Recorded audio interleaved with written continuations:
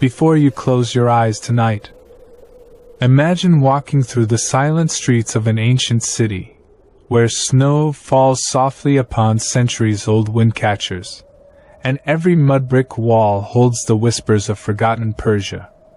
Tonight, you will leave the modern world behind, and wander through the peaceful winter night of ancient Yazd, where warm lanterns glow against the snow, quiet courtyards hide timeless stories, and every gentle step carries you deeper into calm.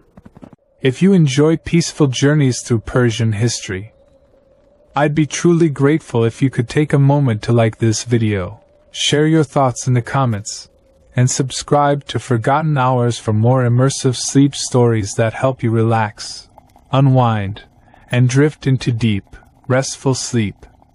Now, take a slow, gentle breath.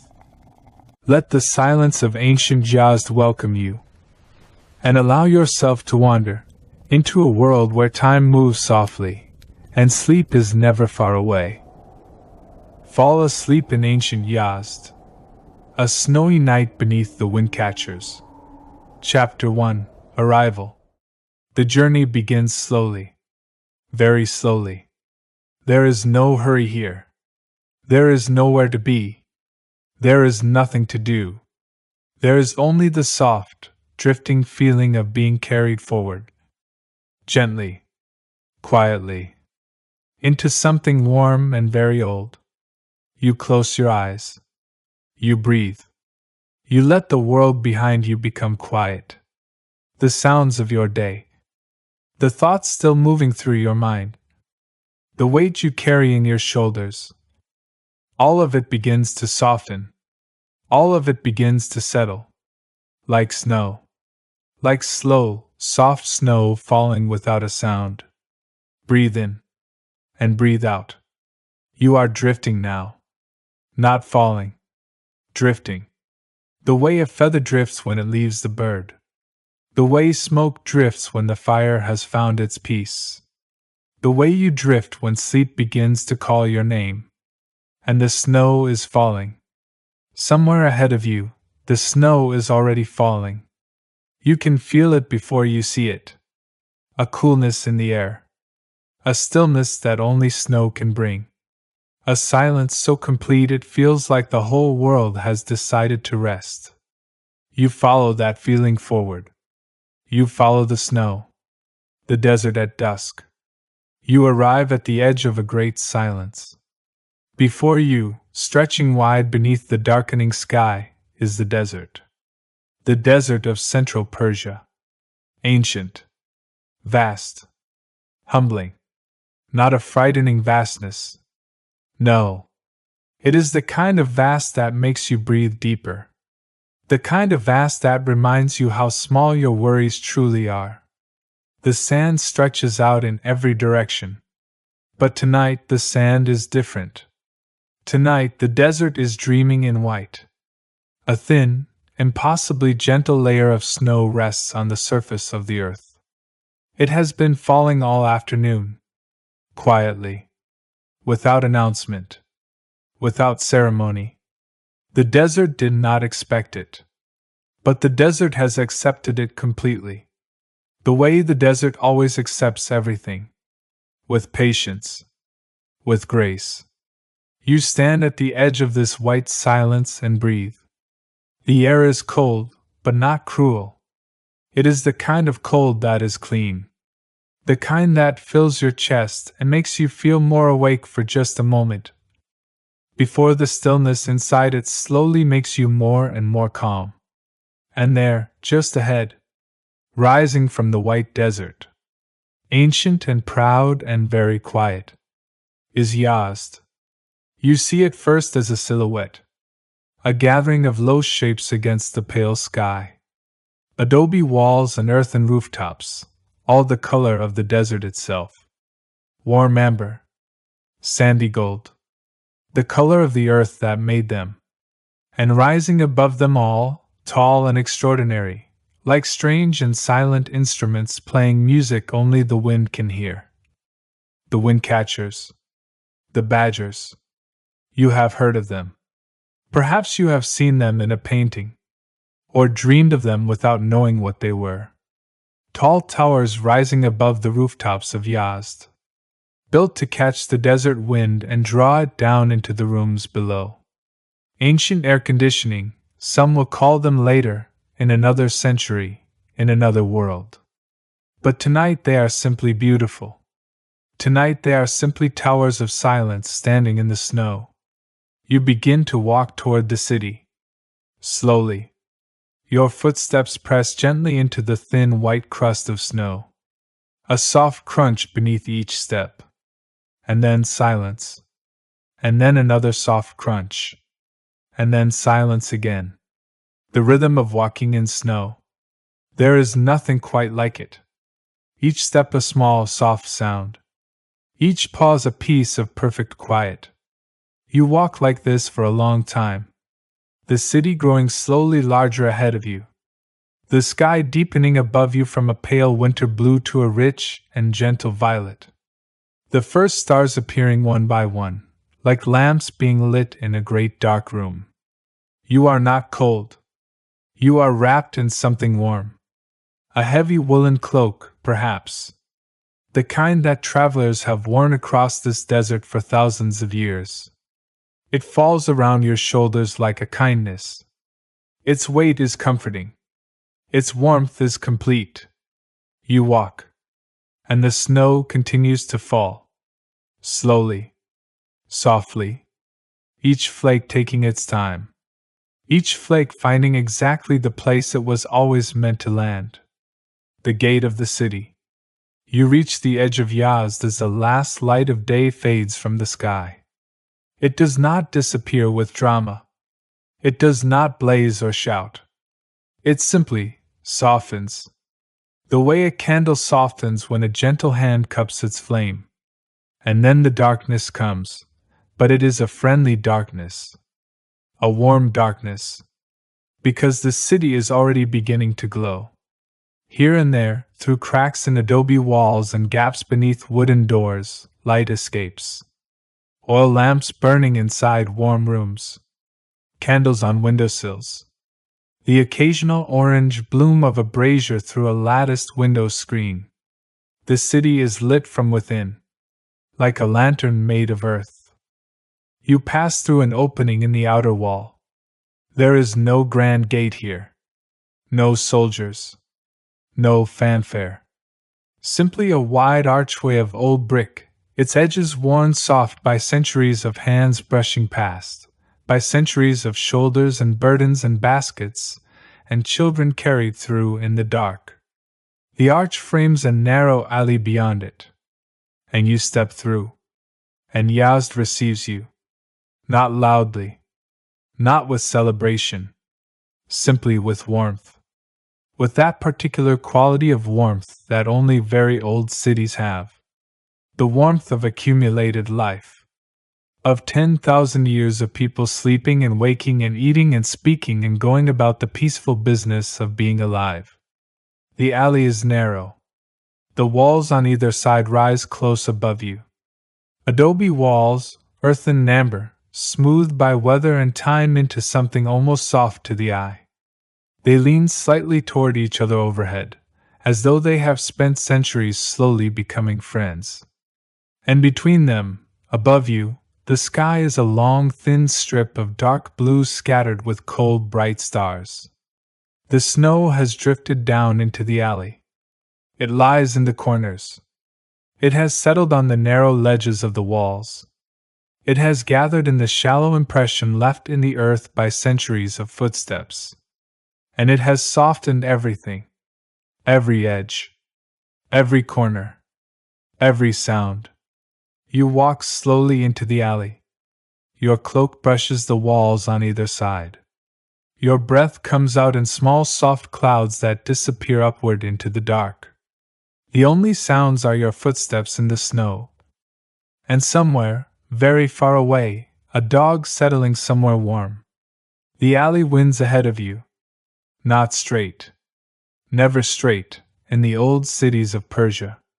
The alleys wind and curve and bend. They were built to confuse the desert wind. To slow it down. to take its force away before it reached the courtyard doors. They were built for shade in summer. They were built for shelter in winter. They were built for the comfort of the people who lived inside them. And as you follow this winding path through the ancient neighborhood, you begin to feel something. A settling. In your chest. In your shoulders. In the space behind your eyes where the thoughts live. Something is setting down its burden. Something in you is beginning to rest. The first lantern. You round a gentle curve in the alley and stop. Because there, set into the adobe wall just ahead of you, is a small oil lantern. Hanging from an iron hook that has been in the wall so long the rust has become part of the brick. The lantern is simple. A small cage of iron holding a flame inside. The glass around the flame is old and slightly imperfect, with tiny bubbles and ripples in it that make the light dance and waver as you approach. You stand before this lantern for a moment. Just looking. The flame burns with complete steadiness inside its shelter. The light it throws is warm. Not bright. Not harsh. A warm, amber, generous light. The kind of light that makes everything it touches look like it belongs in a painting. The snow around the lantern has melted slightly. A small circle of bare earth on the wall below it where the warmth has done its quiet work. And the lantern itself has a thin cap of snow on top of its iron hood. The snow that fell there first, before the heat could rise. You breathe. The air smells of cold stone and dry earth, and very faintly, something sweet. Something burning somewhere close. Dried herbs, perhaps. Or the perfume of old wood. Or the last breath of something baked earlier in the evening. The smell of a city that has fed its people and is now resting. You move on. Slowly. Following the alley as it winds deeper into the city. More lanterns appear, set into walls at intervals. Each one its own small world of warmth. Each one casting its amber circle onto the snow-covered earth below. And between them, the shadows lie soft and blue, not threatening but restful, the color of winter evenings everywhere. A cat appears. She is large and orange and entirely unconcerned with the snow. She sits in the pool of light beneath one of the lanterns and watches you approach with the calm authority that all cats carry within them. You pause. She blinks slowly. A slow, deliberate blink that seems to say, "Yes. You may pass. You are welcome here. But do not be too loud about it." You walk past her gently. She watches you go. Then she turns back to whatever important thoughts a cat in a lantern-lit alley in ancient Yazd keeps in the late evening. And the alley takes another gentle curve. And the snow continues to fall. The windcatchers above you. The alley opens briefly into a wider passage. And here you stop. Because above you, rising from the rooftops on either side, the windcatchers are very close. You can see them properly now for the first time. And they are magnificent. They are tall. Much taller than they appeared from a distance. Square towers of brick, each one rising perhaps 15 or 20 feet above the roofline, their tops divided into open sections that face the four directions of the compass. Built to receive wind from any quarter. Built to catch whatever breath the desert offers and carry it down into the rooms below. But tonight there is no wind. Tonight the air is perfectly still. The kind of stillness that comes with snow. The kind that makes the city feel sealed inside a glass jar. And so the windcatchers stand silently above you, their open mouths receiving nothing but snow. A few thin flakes drift into the uppermost openings and disappear into the darkness within. The brickwork of the windcatchers is extraordinary. You can see it in the lantern light from below. The patterns of the brick. The careful geometry. Each row precisely placed. Each joint exact. The builders who made these towers were not simply builders. They were craftsmen who understood that beauty and function are not separate things. That a tower built to catch the wind should also be a thing worth looking at. The windcatchers of Yazd are among the oldest in the world. Some of them have stood for 500 years. Some for longer still. They have watched the desert change around them. They have seen caravans come and go. They have received the hot summer winds of July and the cold, still air of January. They have served every generation that lived beneath them without complaint, without fail, without needing anything in return. You stand beneath them now and tilt your face upward. The snow falls past them, each flake catching the lantern light for just a moment before it settles or disappears into the dark. You watch the flakes fall, and your breathing slows, and your thoughts grow quieter. The way your thoughts always grow quieter when you watch snow fall. There is something in the randomness of it. The gentle chaos of 10,000 individual flakes, each one on its own path. And yet all of them falling in the same direction. All of them going home to the earth. All of them, in the end, at rest. You lower your gaze. The alley continues ahead, and you follow it. Deeper into the city. Deeper into the warmth. Deeper into the night. The sound of bread. You smell it before you hear it. A warmth in the air. Something yeasty and rich and deeply comforting. The smell of bread. Not fresh bread, not exactly. Something older. The memory of bread. The warm ghost of a day's baking still living in the walls of a building nearby. You follow the smell without thinking. The alley bends to the left and then to the right, and suddenly you are passing a low, wide building with a heavy wooden door left slightly ajar. Through the gap, warm ember light spills into the alley, and the smell grows stronger. This is a bakery. A traditional Persian bakery, the kind that has stood in this neighborhood for generations. You pause at the door and look through the gap. Inside, the room is wide and low-ceilinged. The floor is earthen, worn smooth by countless feet. At the far end, a great clay oven, a tannour, is built into the wall. Its opening is a rough oval of darkness in the adobe, and from inside it, a deep red glow pulses slowly. The coals inside are still alive. Not burning hot the way they burned this morning when the first breads were being made, but smoldering now. Resting. Still warm enough to heat the room. Still warm enough to fill the air with that ancient, primal comfort of fire. The baker himself is not visible. He has gone home for the night. Or perhaps he is in the back, in some small room, taking his rest before the pre-dawn hour when he must rise and begin again. The bread of the morning does not make itself. Someone must wake in the darkness and light the fires and prepare the dough. Someone must be ready when the city begins to stir. But for now, the oven sleeps. And the room sleeps with it. And you stand at the door breathing in the warm ghost of the day's work. There are marks in the wall beside the oven. Scratch marks in the plaster. Not decoration exactly. More like a record. A tally of something. Perhaps batches counted. Perhaps days measured. Or perhaps just the idle marks of a craftsman who spent long hours beside this oven and let his hands wander while his thoughts were elsewhere. You pull your gaze away from the bakery door. The alley continues, and the snow is falling. And somewhere further into the city, you hear something. Very faintly. So faintly it might almost be imagined. The sound of water.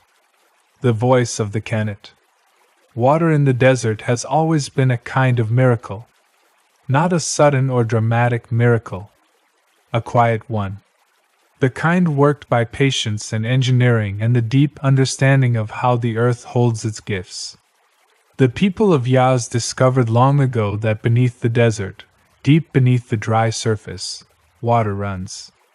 The snow melt from distant mountains travels slowly underground, through channels in the rock, through veins in the earth, moving patiently toward wherever it is called. And the people learned to call it. They dug. For years they dug. Shafts dropping down through the desert floor at precise intervals. And between these shafts, horizontal tunnels following the natural slope of the earth, drawing the water forward, bringing it slowly, gently, across many miles, delivering it at last to the gardens and kitchens and fountains of the city. These tunnels are called qanats. And in Yazd, they are everywhere beneath your feet. Even now, as you walk through the snowy alleys, water is moving below you in the dark. Patient and invisible and constant. The sound you heard is coming from a small opening in the alley wall. A narrow channel cut at ground level, perhaps a foot wide, covered over in most places with old flat stones. But here, the stone has been left aside. Or perhaps it was never placed. And from the opening, the quiet voice of moving water rises into the cold air.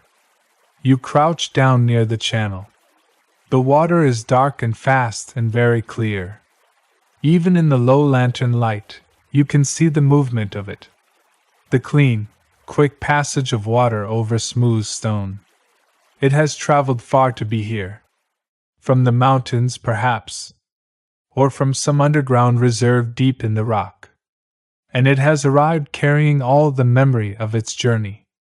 Cold. Clean. Alive. You listen to it. The voice of the qanat is not dramatic. It is not the voice of a river in full flood. It is a modest voice. A consistent voice. A voice that says, I am here. I have always been here. I will continue to be here long after this night is done. There is something very soothing about the sound of water moving in a channel. It has its own rhythm, its own tempo, faster than sleep, but slower than worry. It exists in the space between, in the place where the mind begins to let go. You straighten and continue walking. The sound of the water follows you for a little while. Then the alley curves, and the sound fades. But the knowledge of it stays with you. The knowledge that even now, beneath the snow and the ancient stone and the sleeping city, the water moves. Patient and constant. Finding its way. The courtyard gate. Further along, the alley opens onto a slightly wider way. A lane, perhaps. Just wide enough for a laden donkey to pass, if the donkey were patient and the lane were kind. On either side, the walls of houses rise without windows. The Persian house turns its face inward, not outward. What happens inside belongs to the inside. The street sees only walls. High, smooth, earthen walls. Punctuated here and there by doors. The doors of Yazd are worth stopping for. Each one is different. Each one carries the marks of the family beyond it. Heavy wooden doors, some of them carved. Some plain. Some with knockers, and this is where the old city reveals a particular ingenuity. There are 2 knockers on each door. One of iron, shaped like a ring. One of iron, shaped like a mallet. And a visitor who knows the custom understands that each knocker makes a different sound. The ring produces a light, delicate tone. The mallet produces a heavier, lower knock. The light tone means a woman has come to the door. The heavy tone means a man. And in this way, the woman of the house, or the man of the house, knows who to send to answer. A small thing, but a thoughtful one. The kind of thoughtfulness that accumulates over centuries into a civilization. You pass these doors slowly. Your fingers trail along the walls as you walk. The earthen surface is cool but not cold. It has absorbed the warmth of so many generations of interior fires. So many winters of braziers and oil lamps and bodies breathing and sleeping and living. The walls themselves are warm. Not warm to the touch, not on a night like this. But warm in their nature. Warm in what they are. You pause at one of the larger doors. It stands slightly open. Not thrown wide. Just ajar. As if someone stepped out a moment ago and will be back shortly. Through the gap, you can see a sliver of the courtyard within. A courtyard. Even in this glimpse, even through this narrow gap, you can sense the spaciousness of it. The way the interior opens up behind the closed face of the wall. Like a secret. Like a held breath released. You are not trespassing. You are only looking. And what you see is this. A small pool in the center of the courtyard, a house, the traditional fountain of Persian home design. And the pool tonight is frozen. A smooth disk of ice, milk white under the clouded sky. And around the edges of the ice, thin fingers of snow have crept. And above the ice, a single tree grows in the center of the courtyard. A pomegranate tree, bare now of all but the memory of its leaves. Its thin branches reaching upward in a pattern of beautiful complexity. Each branch divided into smaller branches. Each smaller branch divided again. And on every branch tip, the thinnest possible coating of snow. Like the tree has been traced in white ink. Like the tree has been revealed to itself. You breathe. You breathe, and the courtyard breathes with you. A lamp burns on the far side of the courtyard. You can see it through the gap. Set on a low table beside a wooden door that leads to the interior rooms. Its light reaches the edge of the frozen pool and stops there. The ice holds the light for a moment. Holds the reflection of the lamp like a small, kept flame. And then the lamp breathes, and the reflection trembles. And steadies again. You step back from the door. The alley continues. And you walk on. Carrying the image of the frozen pool and the pomegranate tree with you into the darkening night. The smell of tea. The cold has been gentle with you. But it is still cold. And so when the smell of tea reaches you, you feel something in your body respond to it before your mind has even processed the information. Your shoulders drop. Your jaw releases. Your chest opens, just slightly. The body knows what warmth means before the mind can name it. The smell is coming from a building to your left. Lower than the surrounding walls. A single story, with a flat roof. A thin line of smoke rising from somewhere in the back. Not the smoke of a large fire. A small, controlled fire. A fire with a specific job to do. A tea house. In Persian, a chaykhana. Not the grand tea houses that exist in the centers of great cities. This is a neighborhood tea house. A simple one. A place where the people of this lane come to sit and be warm and not be alone. The door is open. This surprises you on such a cold night. But then you see why. A curtain hangs in the doorway. A heavy curtain of woven wool in dark reds and blues and a particular shade of amber that you have seen everywhere in Yazd tonight, that warm sandy gold. The curtain holds the cold at bay while the door remains open for whoever might need to enter. You push through the curtain, and the warmth receives you completely. The room is small, perhaps 10 feet wide and 20 feet deep. The floor is covered with rugs. Not fine rugs. Not the kind that would be displayed in a merchant's house. Working rugs? Practical rugs? The kind that have been sat on and spilled on and washed many times. But they are beautiful in their own way. Rich in color, even in the lamplight. Geometric patterns that repeat in ways both orderly and surprising. Low platforms run along the walls. Wooden platforms, covered in cushions and blankets. And on these platforms, a handful of people sit. They do not look up when you enter.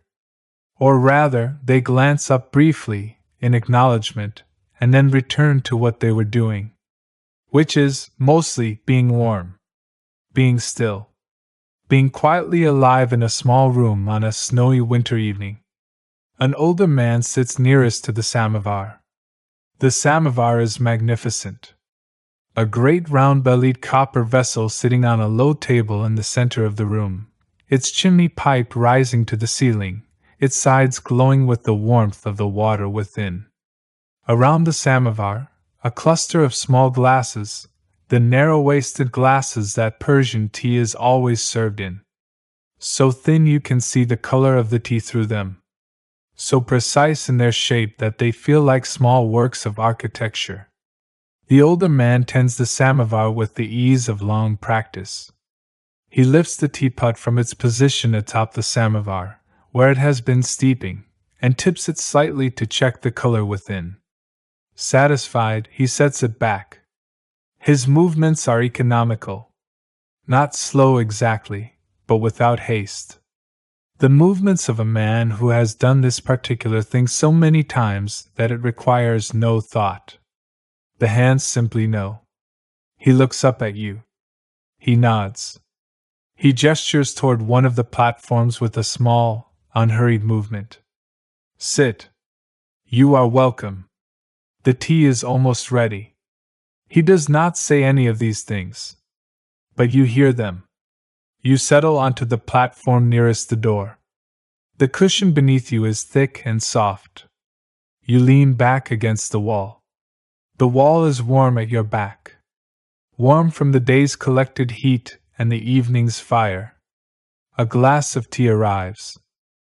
Someone has placed it beside you without your noticing. The glass is hot to the touch. The tea inside is a deep amber color, rich and clear. At the bottom of the glass, a few small bubbles turn slowly. You lift the glass. You do not drink immediately. You simply hold it.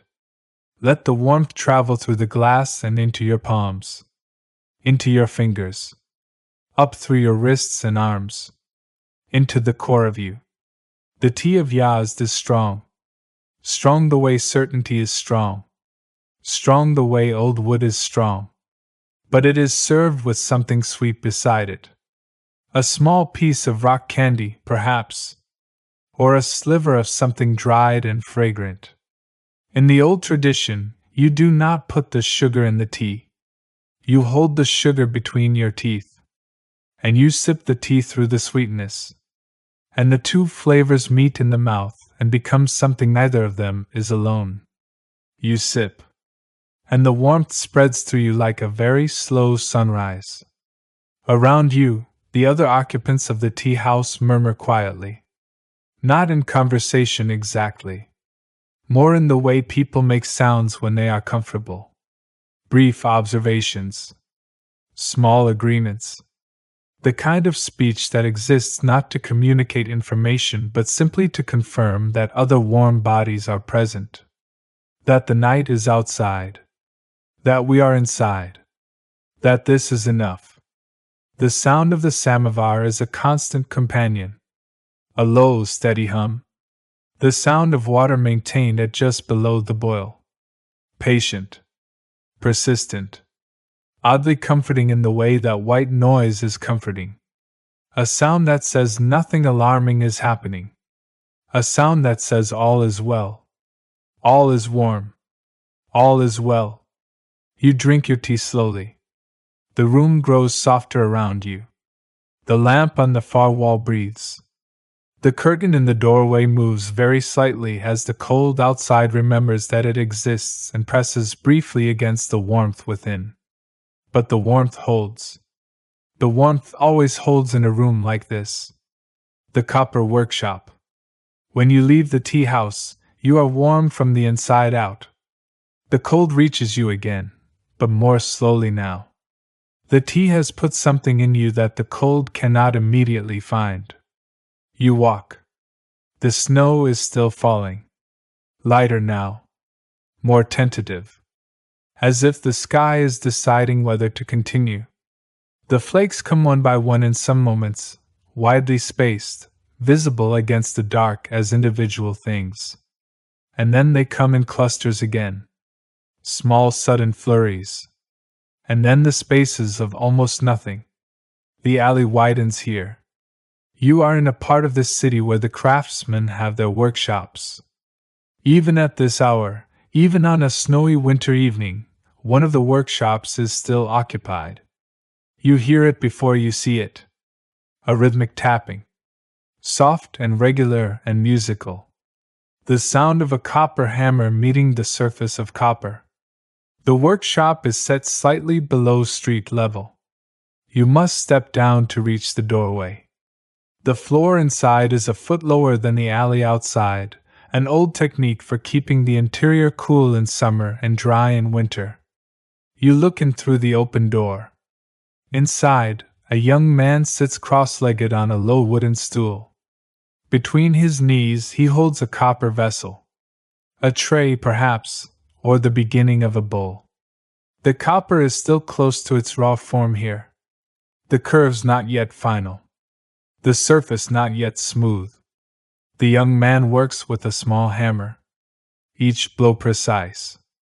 Each blow placed exactly where he intends it to land. He is not hurrying. He is not thinking, or rather, he is thinking entirely with his hands. The mind and the hands in that particular conversation that only craftsmen know. Where thought and motion are the same thing. Where the work teaches the worker. Where the material reveals what it wants to become.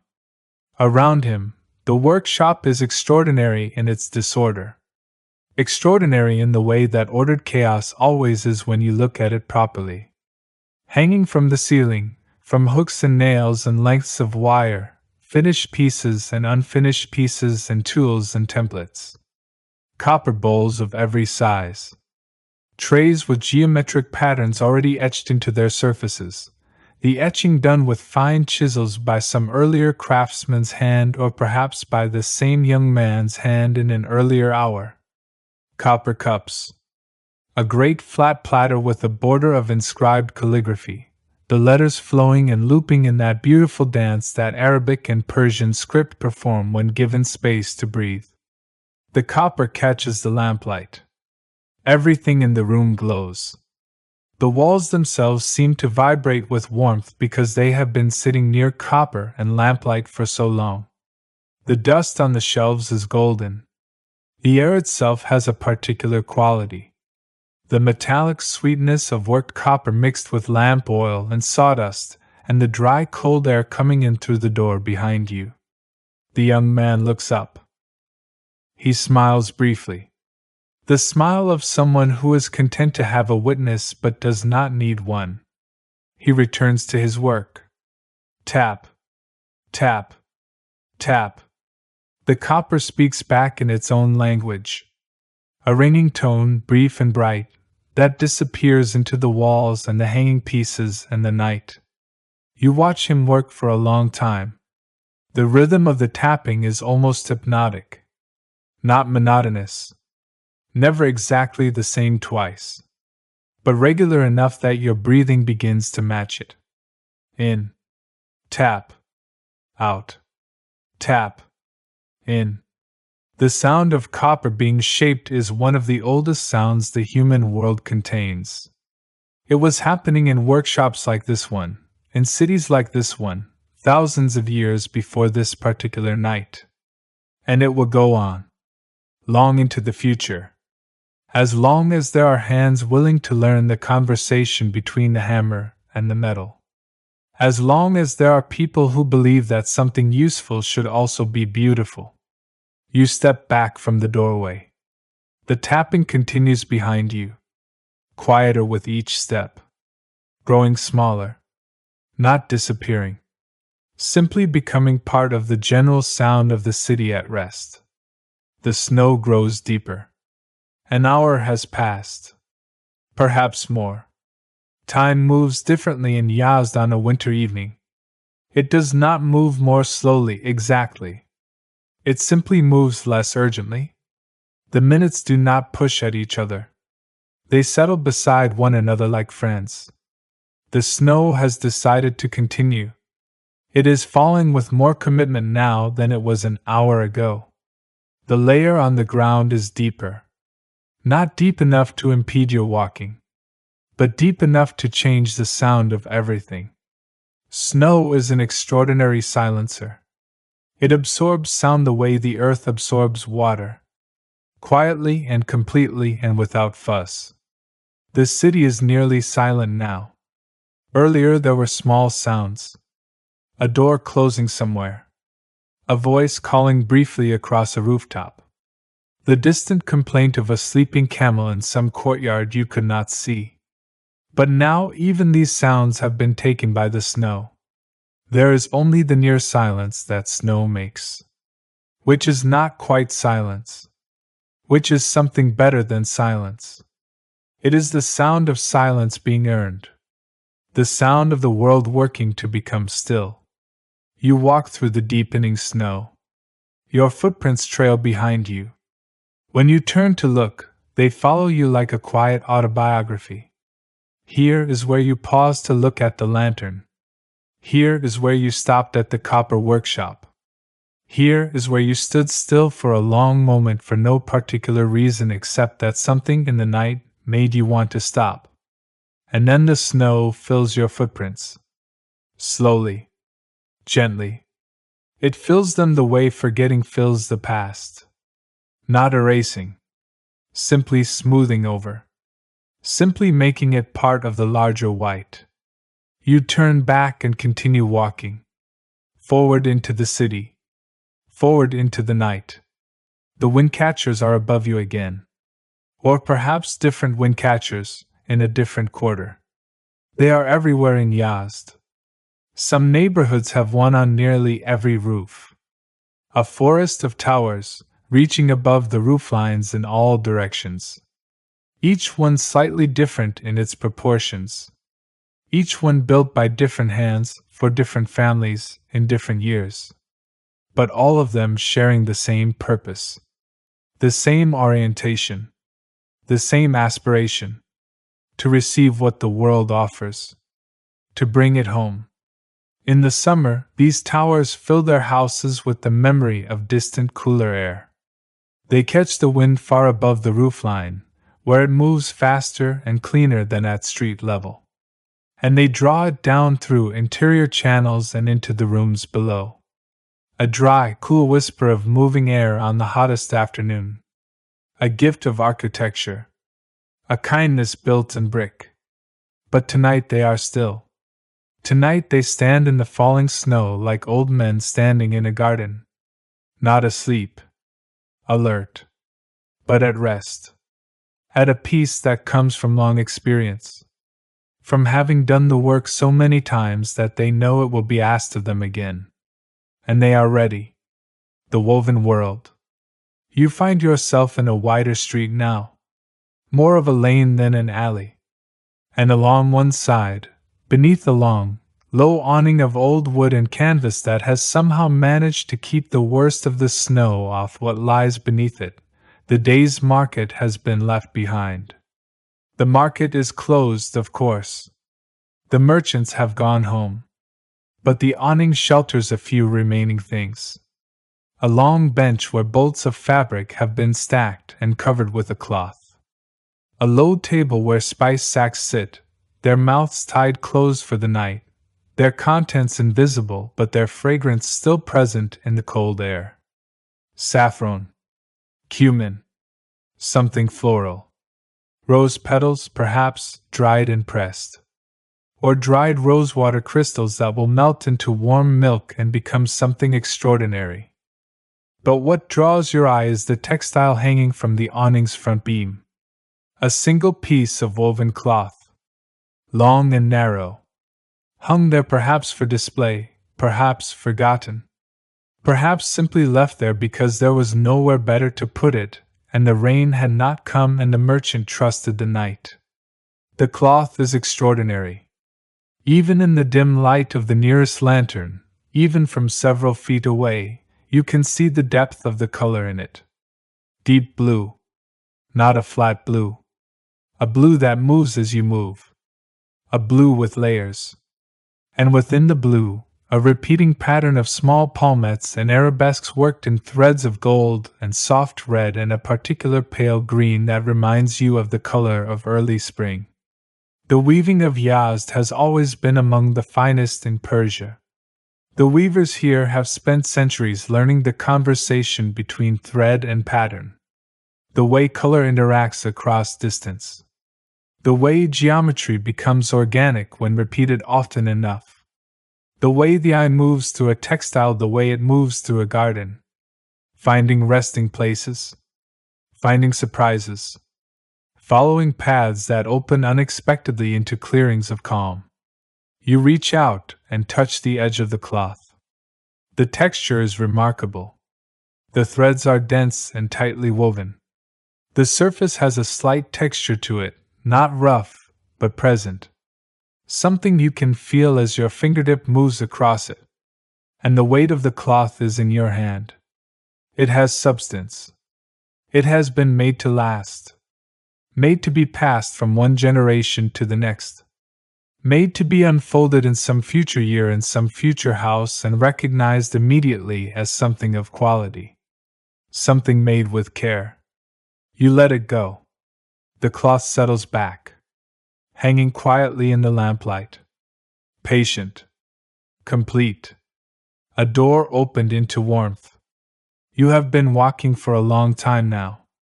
The city has been unfolding around you like a dream. One alley becoming another.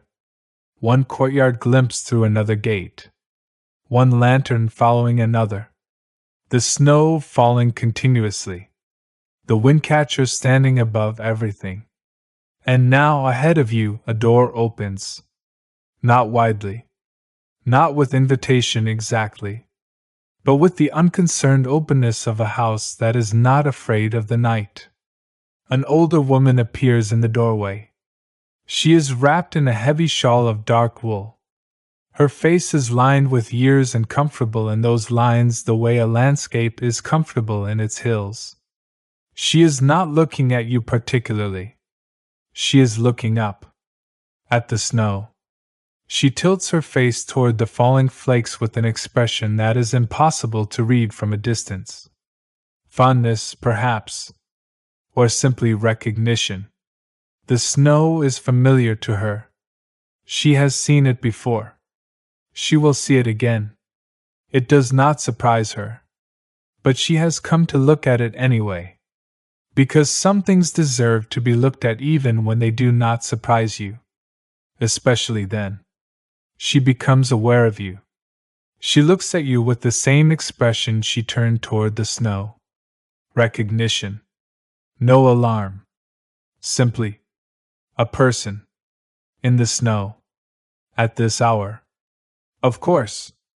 She gestures. Inside. Come inside. And you do. The room. The interior of the house opens from a small vestibule into a room of such quiet beauty that you stop in the doorway just to look at it for a moment. It is not large. Perhaps 30 feet from one wall to another. But it is high.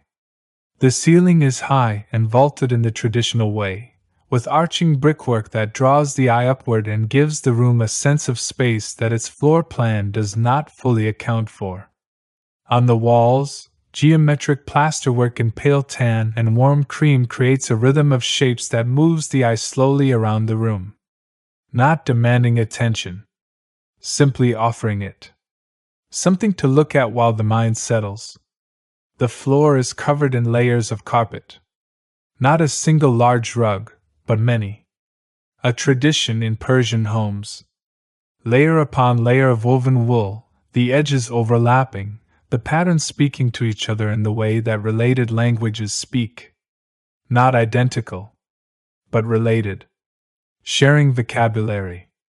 Sharing colors. Telling the same stories in different dialects. A brazier sits in the center of the room. A large, round vessel of iron on 3 legs, filled with glowing charcoal. Not flames, exactly. The charcoal has gone past flames. It glows now. A deep, steady, pulsing red-orange. The kind of heat that does not shout. The kind that simply and generously exists. That fills the room from the center outward with an even, complete warmth. Around the brazier, cushions have been arranged on the floor. On some of them, people rest. An older man lies on his side on a thick cushion, covered to the shoulder by a heavy blanket.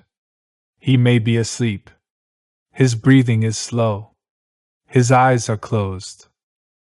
Nearby, a young boy sits cross-legged, tracing the pattern of the carpet with one finger, following the path of the repeating motif as though it is a road going somewhere. His lips move very slightly.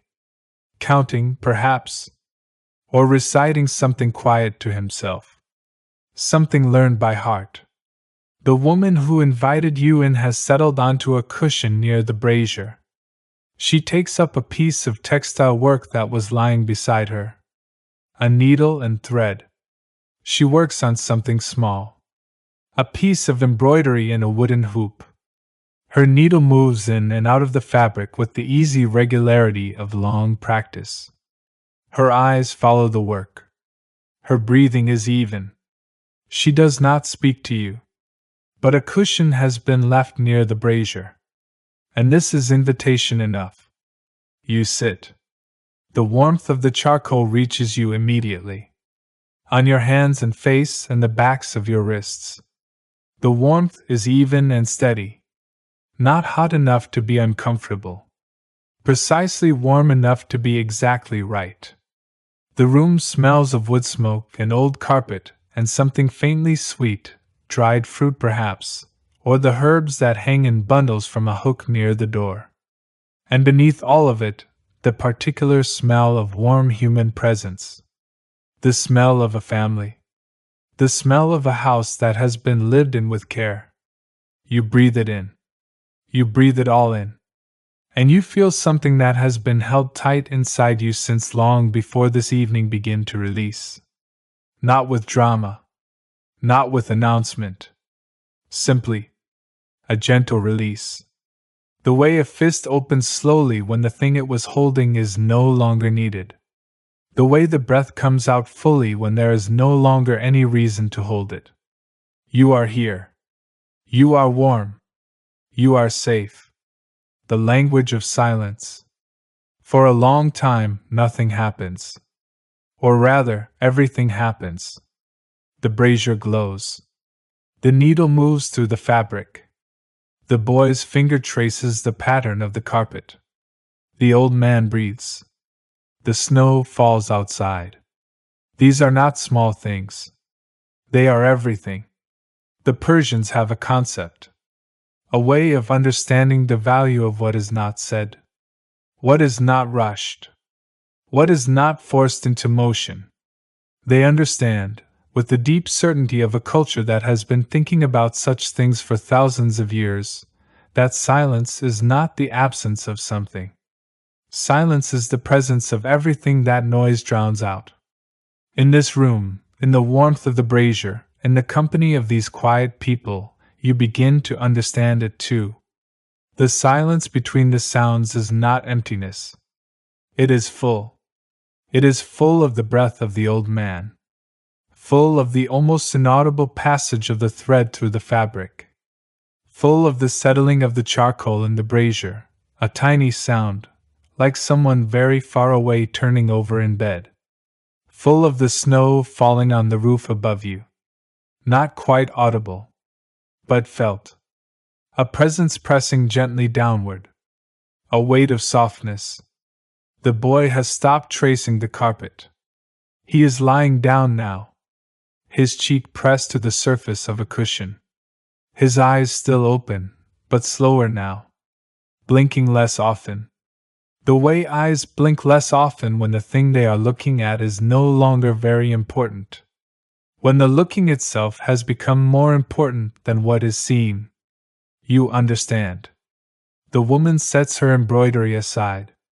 She leans slightly toward the brazier and lifts a small iron handle that rests near it. With this, she adjusts something inside. The charcoal shifts. The glow brightens briefly, then steadies again. Even and warm and constant.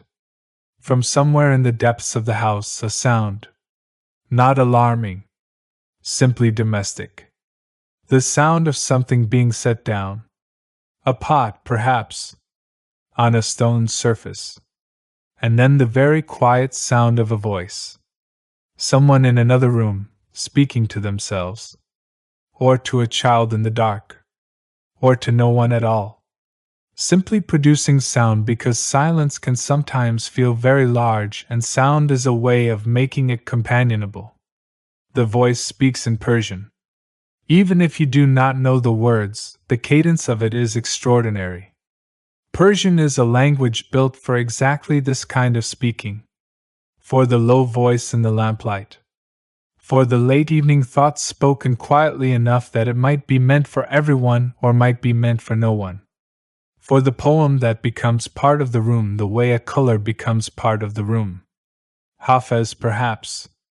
The great poet of Shiraz, whose words have lived in Persian rooms for 700 years. Words about wine and the beloved and the hidden nature of things. Words that have been read beside braziers and oil lamps and charcoal fires in 1,000 different winters.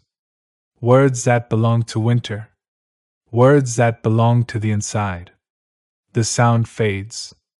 The house returns to its silence. But the silence is richer now, colored by the brief presence of those few words. The way a room is richer for a few notes of music played in it. Even after the music stops, the room remembers. The weight of sleep. The boy is asleep. He has slipped from the edge of wakefulness into sleep the way children do. Without negotiation. Without resistance. He was awake, and then he was not. His face is completely still. His mouth slightly open. His hands relaxed beside him on the carpet. He is somewhere very far from this room. In whatever country sleep provides for the very young. Which is, from what can be observed, a country of great peace. The old man has been asleep since before you arrived. He breathes slowly. So slowly. You find yourself counting the breaths without intending to. One long inhale. Held for a moment. Then a long exhale. Then a pause that seems to last forever. Then another long inhale. And so on. The breathing of deep sleep. The breathing of someone who has given themselves completely to the night. The woman is still for a moment. Then she looks at you. She tilts her head very slightly. A question in the gesture. Are you comfortable? Are you warm? Is this enough? You nod. And you mean it more completely than you have meant anything in some time. Yes. This is enough. This is, in fact, everything. She nods in return. And returns her attention to the middle distance. The place her eyes go when she is not looking at anything in particular. The place where memory lives. Or thought. Or simply the particular peace of someone who has arrived, after the long passage of years, at contentment. The brazier glows. The room is warm. The snow falls on the roof above. And your eyelids grow heavier. Not forcibly. Not with the unpleasant weight of exhaustion. With the gentle, earned weight of someone who has walked far and seen much and been warmed and fed and received with kindness. With the weight of a body that has been promised by everything around it that it is safe to rest. Safe to let the thoughts slow down. Safe to let the images of the evening drift like the snow. The lanterns. The windcatchers. The copper hammer. The woven cloth. The frozen pool with the pomegranate tree. The sound of the cannon moving in the dark. The voice speaking Persian in another room. They drift. They become less distinct. They begin to blur at the edges. The way things blur at the edges when sleep is close. The end of the first night. You are still in the room. But the room is growing softer. As if the lamps have been turned down very slightly. As if the walls have moved an inch further away. As if the whole space has decided to make itself more accommodating to sleep. The brazier glows. The snow falls. Somewhere in the city, far away and very quiet, a dog settles into its warmth and grows still. Somewhere, the last lamp in a window is cupped by a hand and gently extinguished. Somewhere, the windcatchers stand in the snow and wait for morning. You breathe. In. And out. In. The city of Yazd is settling into sleep around you. 10,000 years of sleep in this desert. 10,000 years of people lying down in this same ancient darkness and trusting it. Finding it reliable. Finding that the darkness here is not frightening. That the quiet here is not lonely. That the cold outside only makes the warmth inside more complete. You are part of that continuity now. For this night, you are one more person in one more warm room in this ancient city. One more set of eyes growing heavy. One more breath growing slow. One more soul releasing the day. The snow falls. The brazier glows. The windcatchers wait. And Yazd breathes around you. Old and patient and completely still. Its adobe walls holding the warmth of 10,000 winters inside them. Its alleys filling slowly with snow. Its lamps burning down. One by one. Quietly. Without drama. Simply. Going out. The snow falls. And you sleep. Chapter 2: The Warmth Within. You do not remember crossing the threshold between waking and sleep. That is the way it always happens. One moment the brazier is glowing. The next, the room is full of a soft gray light. And it is still night. And the snow is still falling. But something has shifted. The way the air in a room shifts just before morning begins to think about arriving. You are awake again. Gently. Without alarm. The way you wake when there is nothing to wake for except the pleasure of being somewhere. Peaceful. The room is still warm. The old man and the boy are still sleeping. The woman has gone somewhere deeper into the house.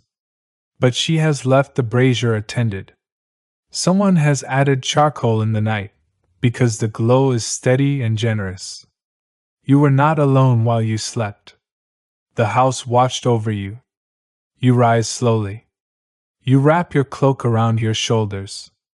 And you step quietly through the door, back into the alley, back into Yazd. The city in the deep of night. The snow has stopped. For now. The clouds have drawn apart, and the stars are extraordinary. In the desert far from other light, the stars are always extraordinary. But tonight, with the snow on the ground reflecting what little light the sky holds, the whole city seems to glow faintly from below. The white rooftops and the white alleys and the pale adobe walls all holding the starlight in the way shallow water holds a reflection. The city is quiet in a way it was not even an hour ago. The last lamp in the last window has gone out. The alleys are empty. The snow on the ground is perfectly undisturbed ahead of you. Your footsteps are the first marks in it. You are, for this moment, the only person moving in all of Yazd. This does not feel lonely. It feels like a privilege. Like the city has offered you something it does not offer to everyone. Its stillness, complete and unwitnessed. Its beauty, entirely your own. You walk slowly. There is no destination. There is only the walking. The courtyard of the silk merchant. A gate stands open that was closed when you passed it earlier. Or perhaps you did not pass it earlier. The alleys of Yazd are a labyrinth, and a labyrinth at night, under snow, is a different thing entirely from itself in daylight. You do not know where you are with any certainty. And this does not trouble you at all. You step through the gate into a courtyard larger than the one you glimpsed before. This one belongs to a prosperous household. You can feel that immediately, not from luxury exactly, but from proportion. Everything here has been given enough space. The pool in the center is wide. The arcaded walkway that runs around three sides of the courtyard has generous arch openings. The carved plasterwork above each arch is intricate, the kind of work that takes months and many skilled hands. The pool is frozen. But this pool has something the smaller one did not. At its edges, where the ice has formed in thin sheets over the shallower water, the ice has cracked and buckled slightly into small ridges.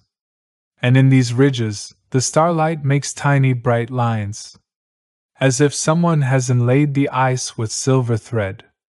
In the center of the courtyard, the pomegranate tree is larger here. Ancient even. Its trunk is thicker than your arm span, its bark deeply furrowed. It does not look like something merely growing. It looks like something placed, deliberate and permanent, an ancestor of the garden rather than a plant in it. And on its highest bare branches, something unexpected.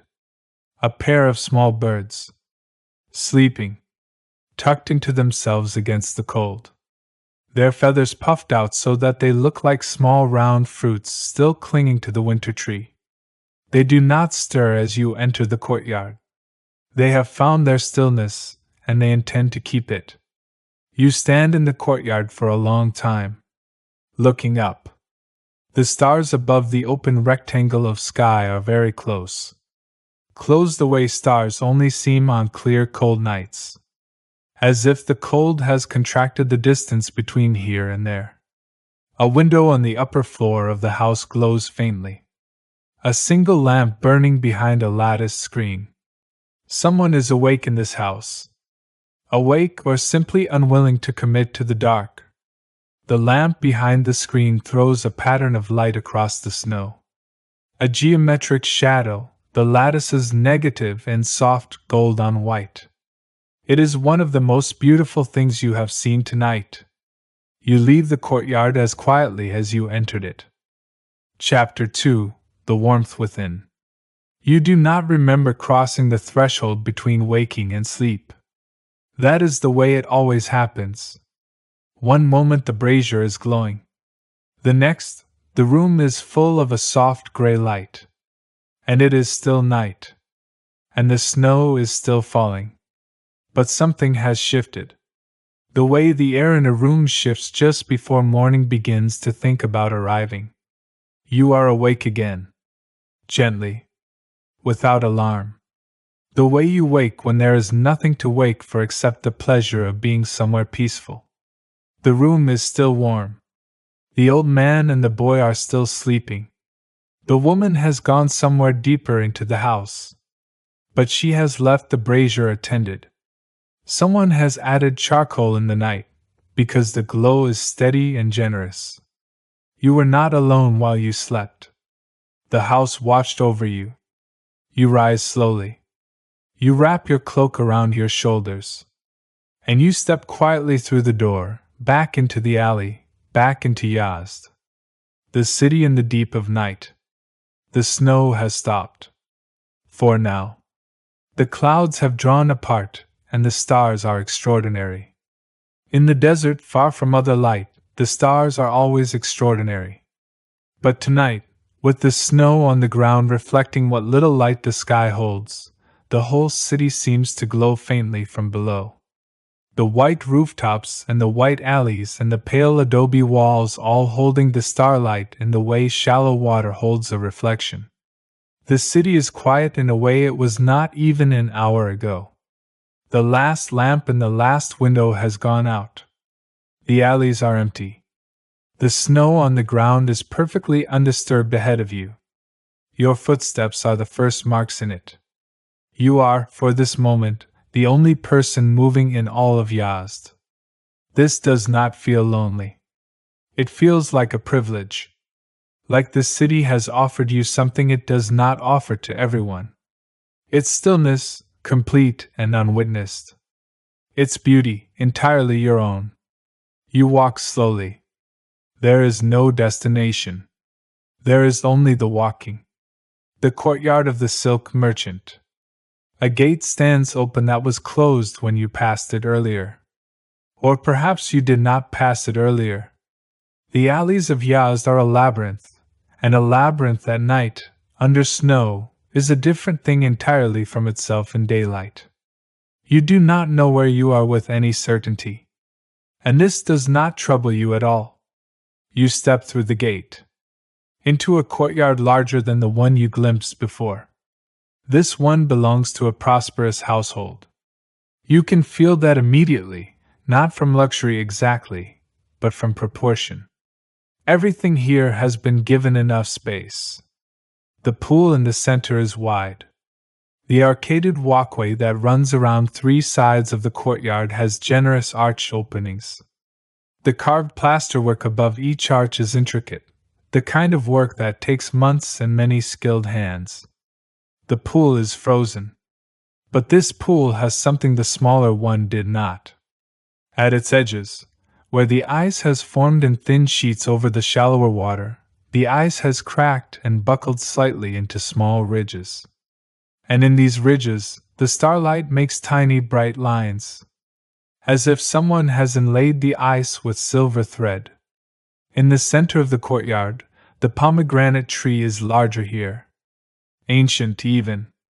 Its trunk is thicker than your arm span, its bark deeply furrowed. It does not look like something merely growing. It looks like something placed, deliberate and permanent, an ancestor of the garden rather than a plant in it. And on its highest bare branches, something unexpected. A pair of small birds, sleeping, tucked into themselves against the cold. Their feathers puffed out so that they look like small round fruits still clinging to the winter tree. They do not stir as you enter the courtyard. They have found their stillness, and they intend to keep it. You stand in the courtyard for a long time, looking up.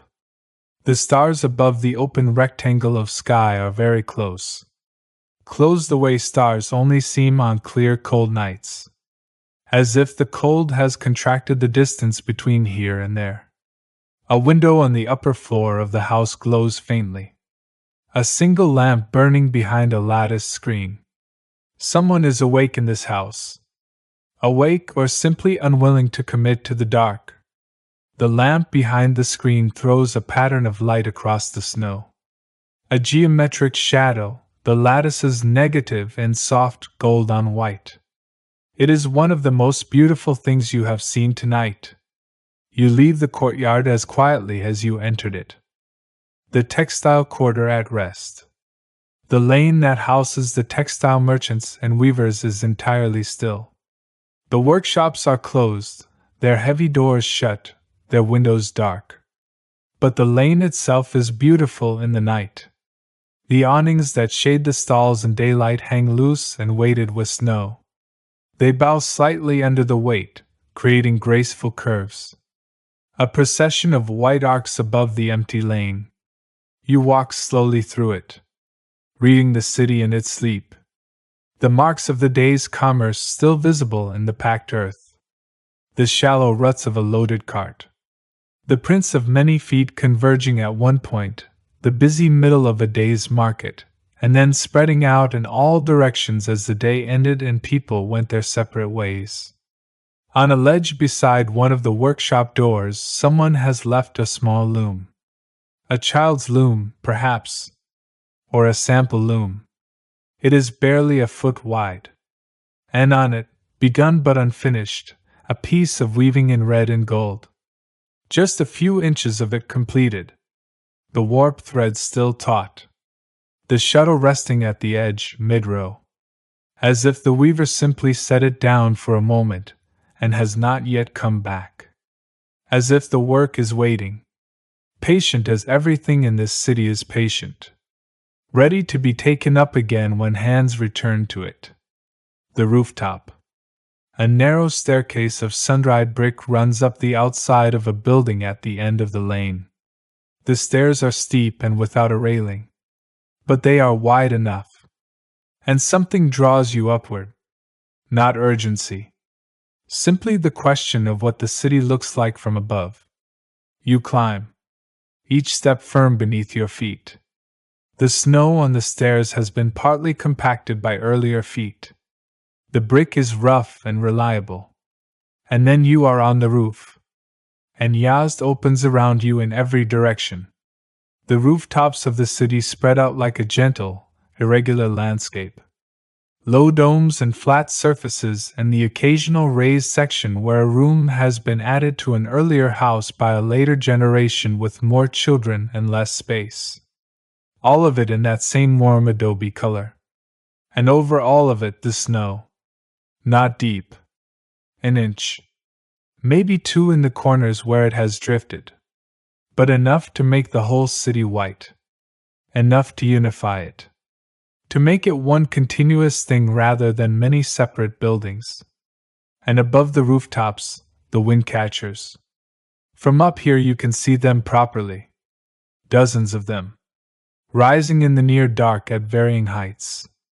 Some large, some small. Some with 2 openings, some with 4. Each one a tower of patient brick, waiting for the wind. In the starlight, they are extraordinary. Tall and quiet and somehow dignified. You stand at the edge of the roof. Not close to the edge. Just close enough to look. The alley below is a thin, dark ribbon. The lanterns down there are very small from here.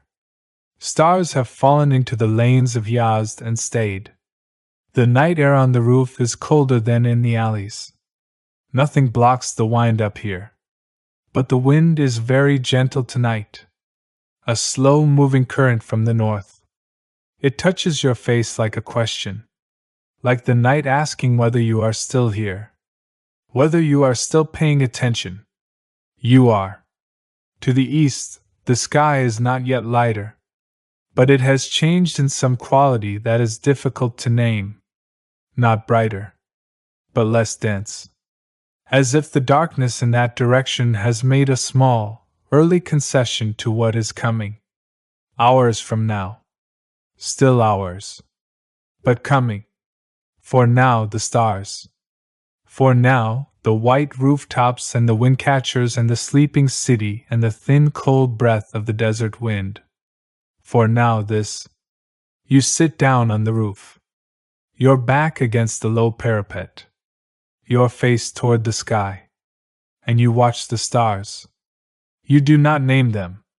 You do not count them. You simply watch. The way you watch a river. The way you watch fire. Not in order to understand. Simply in order to see. The story beneath the stars. Somewhere below you, perhaps 1 or 2 streets over, a sound rises through the cold air. A voice. Low and unhurried. A man's voice, older, speaking in a cadence that is neither ordinary speech nor quite song. Something between. The cadence of a story being told. You cannot hear the words from here. Only the rhythm. The rises and pauses. The particular quality of a voice that knows it is being listened to. That knows the people around it have settled into their cushions and their warmth, and given themselves over to what is coming. In the tradition of Persian storytelling, the story is everything. It is not merely entertainment. It is a way of keeping the past alive in the mouths of the living. A way of carrying wisdom forward across time without needing to write it down. The great stories of Persia have been told 10,000 times. And in each telling they are alive again. As alive as the fire they are told beside. You listen to the rhythm of the voice without the words. It is enough. More than enough. The rhythm alone is a kind of comfort. Someone is speaking carefully. Someone has arranged their thoughts into something beautiful and is offering it to people who are listening. That fact alone, regardless of the content, is one of the most human things there is. The voice continues. Rises.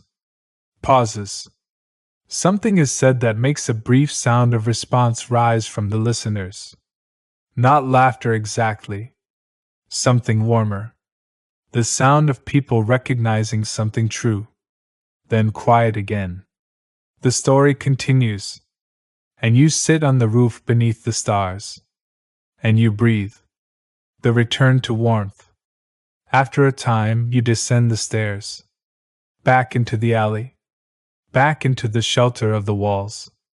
The cold followed you off the roof, and it takes a few minutes of walking before the alleys have done their work again, slowing the wind, holding the collected warmth of all the lives within these walls.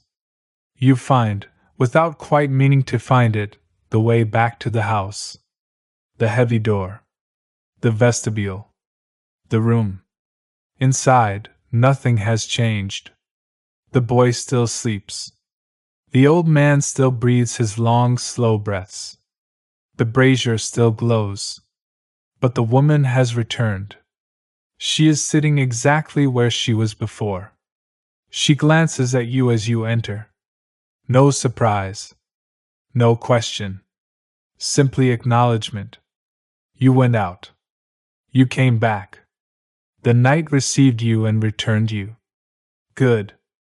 You settle again onto the cushion. The warmth from the brazier reaches you immediately.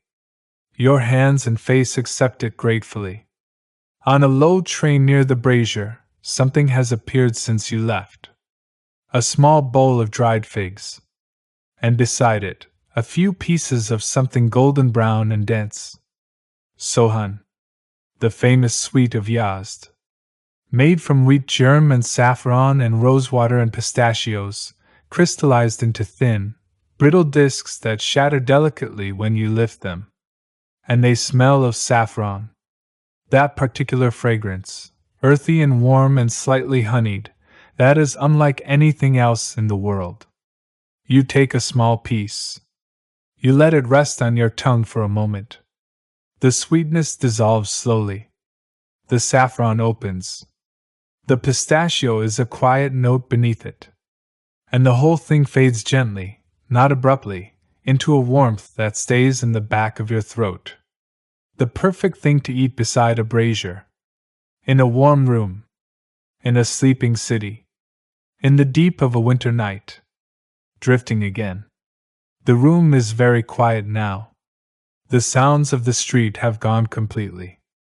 Even the sound of the city existing, which is always present in some form during the earlier hours, that low collective murmur of many lives being lived, has ceased.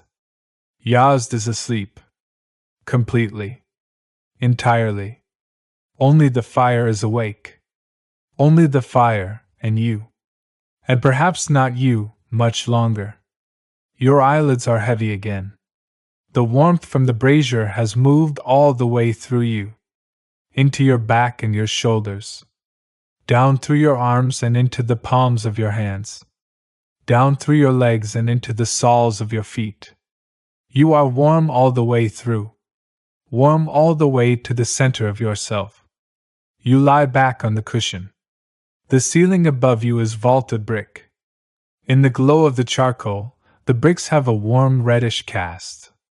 Each one set precisely. Each one part of the arch. The arch that holds the ceiling up. That has held it up for 100 years or more.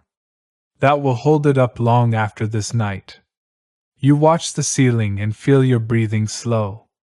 Feel the thoughts drift apart from each other. The images of the night coming loose from their sequence. The windcatchers. The copper hammer. The stars over the rooftop. The taste of saffron. The voice of the storyteller rising through the cold air. The birds sleeping in the branches of the pomegranate tree. They come and go. Not connected. Not narratives anymore. Simply images. Simply impressions. The way the mind holds things when sleep is very close. Loosely. Gently. Without grasping. The brazier breathes. The snow rests on the roof above you. The windcatchers stand in the dark outside, tall and patient and quiet. And somewhere in the city, deep in the stone and earth, the canon moves. The water that has traveled so far. The water that will still be moving when the morning comes. When the city wakes. When the baker carries his first bread from the tannour to the hands of the first sleepy customer of the day. You hear the water. Or you feel it. Or you simply know it is there. Patient and constant. A sound beneath sound. A truth beneath the quiet. The room grows softer. The ceiling further away. The warmth complete. An ancient Yazd holds you. Gently. The way it has always held the people who slept within its walls. Without question. Without condition. Simply. Here. Warm. Safe. Sleep now. The windcatchers are waiting for morning. And morning is still far away. Sleep. Chapter 3. The Deepening Night. The fire has settled into itself. The charcoal no longer pulses the way it did earlier in the evening. It glows now with a quieter light. More steady. More even. The light of something that has found its rhythm and intends to keep it until morning. You have been drifting in and out of sleep for some time. Not restless. The opposite of restless. A soft oscillation between the room and somewhere deeper. The room calls you back occasionally. The sound of the old man shifting slightly. The faint sound of wind finding its way into the alley outside. And then sleep calls again. And you go. But there is still something in you that wants to be here. That wants to be awake for a little longer. To stay inside this ancient night for just another hour. So you remain? Quiet. Warm. Present. The hour of stories. In the old world, this was the hour for stories. Not the bright hours of afternoon. Not the busy hours of evening when the brazier was still being prepared and the bread was still warm and the children were still arguing about something small. This hour. The deep hour. When the fire had found its steady glow and the children had fallen into their absolute sleep and the adults who remained awake were the ones who needed, for whatever reason, a little more night before they could let it go. This was the hour when the oldest person in the room would begin to speak. Without announcement. Without asking whether anyone wanted to hear. Simply beginning. Because the night had arrived at the place in itself where a story belonged. You think about the stories of Persia. The great ones? The ones that have been carried across 1,000 years in the mouths of the people who loved them. There is the Shahnameh. The Book of Kings. Written by the poet Ferdowsi over the course of 30 years. A vast river of verse containing the whole mythology of Persia. Its heroes and its monsters and its kings. Its stories of loyalty and loss and the particular kind of tragedy that comes from being too proud or too brave or simply born at the wrong moment in history.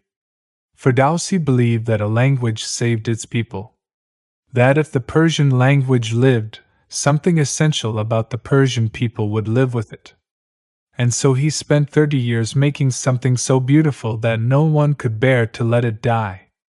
The Shahnameh is still alive. It has been alive for 1,000 years. And on winter nights like this one, in rooms like this one, beside fires like this one, its verses have been spoken aloud. Its rhythms have filled these walls. Its heroes have walked through these lamplit rooms as clearly as any living person. You do not recite it now. You only hold it. The knowledge that somewhere in the architecture of this night, the great poem exists. That it is part of what Yazd is made of. Part of what the walls remember. The desert garden. Sleep recedes again. And with it the room recedes. And you find yourself somewhere new. A garden. But a desert garden. Which is a different thing from other gardens. A desert garden does not overflow. It does not riot with color the way a northern garden might in summer. It is more careful with itself. It knows that water is rare and light is fierce, and the earth gives nothing without being asked precisely. The garden you are in is enclosed by walls on all four sides. A private garden. A garden attached to a large house. In Persian, this kind of enclosed garden is called a paradisa. The original word. The word from which the whole world eventually borrowed the concept of paradise. A walled garden. A protected place. An enclosure made beautiful by intention and tended by care. In summer, this garden would be extraordinary. Roses climbing the south wall. Jasmine heavy on the air. Perhaps a fig tree in the corner giving shade generous enough to sleep beneath. The house in the center reflecting the sky. Herbs in neat rows near the kitchen door. Everything placed by someone who understood that beauty and usefulness are not enemies. But it is winter now. And the garden sleeps. The rose canes are bare and brown and beaded with snow along their lengths. The fig tree is a study in angular silence. The herbs have retreated underground, waiting. The house is ice. And yet the garden is not without beauty. In fact, it has a beauty now that summer would not give it. The structure of things. The bones of the garden, visible now that the flesh of leaf and flower has gone. The pattern of the paths laid bare. The geometry of the planting beds. The architecture of the bare branches against the pale night sky. A garden in winter is honest. It shows you what it is made of. Not what it can become when conditions are generous. But what it actually is. The permanent things. The roots still living in the frozen earth. The structure built to last. The intention encoded in stone and brick and the placement of a tree. Snow has gathered in the cup of an upturned clay pot left at the garden's edge. A perfect small bowl of white.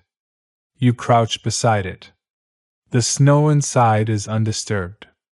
Each flake has landed exactly where it landed and stayed there. The whole small world of the clay cup is exactly as the night made it. Nothing has moved. Nothing has disturbed it. You stand. The garden breathes around you. Patient and cold and full of its own particular peace. The glassmaker's light. You are in the alley again. Walking. The night is at its deepest. An hour exists at the center of every night that is unlike all the others.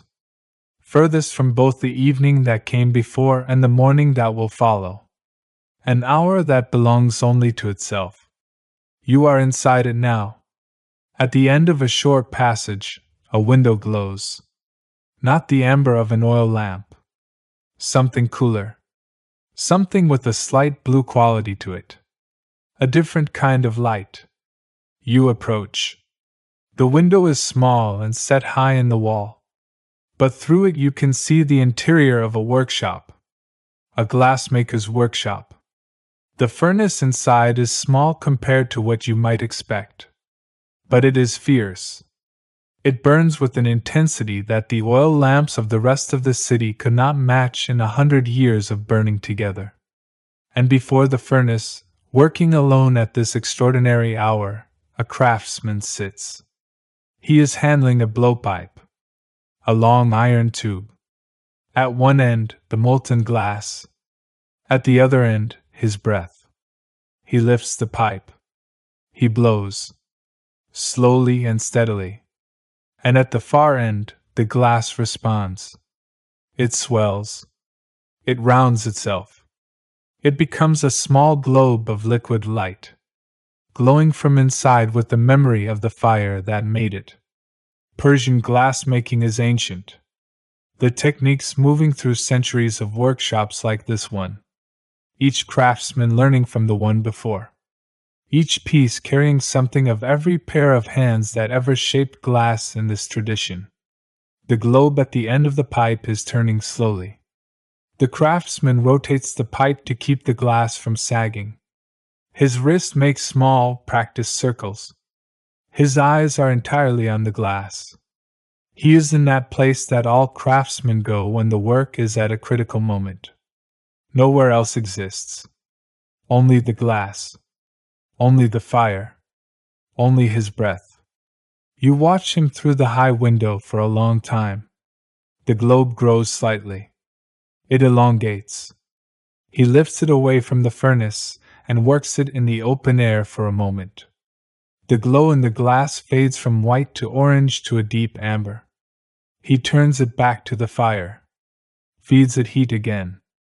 It is a conversation between the craftsman and the material, each asking something of the other, each responding. You walk on, carrying the light of the furnace in your eyes for a few minutes. A warm afterglow. A memory of fire. The corridor of calligraphy. A covered passage connects two parts of this neighborhood. A long, barrel-vaulted corridor of old brick. You have been through passages like this before in Yazd. They were built to provide shade in summer and shelter in winter. They were built for the comfort of people who had to move between places regardless of what the sky was doing. This one is different. Someone has covered its walls in calligraphy. Not recently. The inscriptions are old. The plaster they are written in has aged to the color of warm cream. The letters themselves are cut into the plaster. Deep incisions that catch the shadow. Make themselves readable. You cannot read them. But you can walk beside them. Run your fingers along the wall just below the lines of text without touching them. Tracing the presence of the words without the words themselves. Persian calligraphy is one of the great art forms of the human world.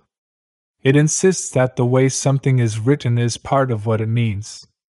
That beauty of form is not decoration applied to meaning. It is meaning.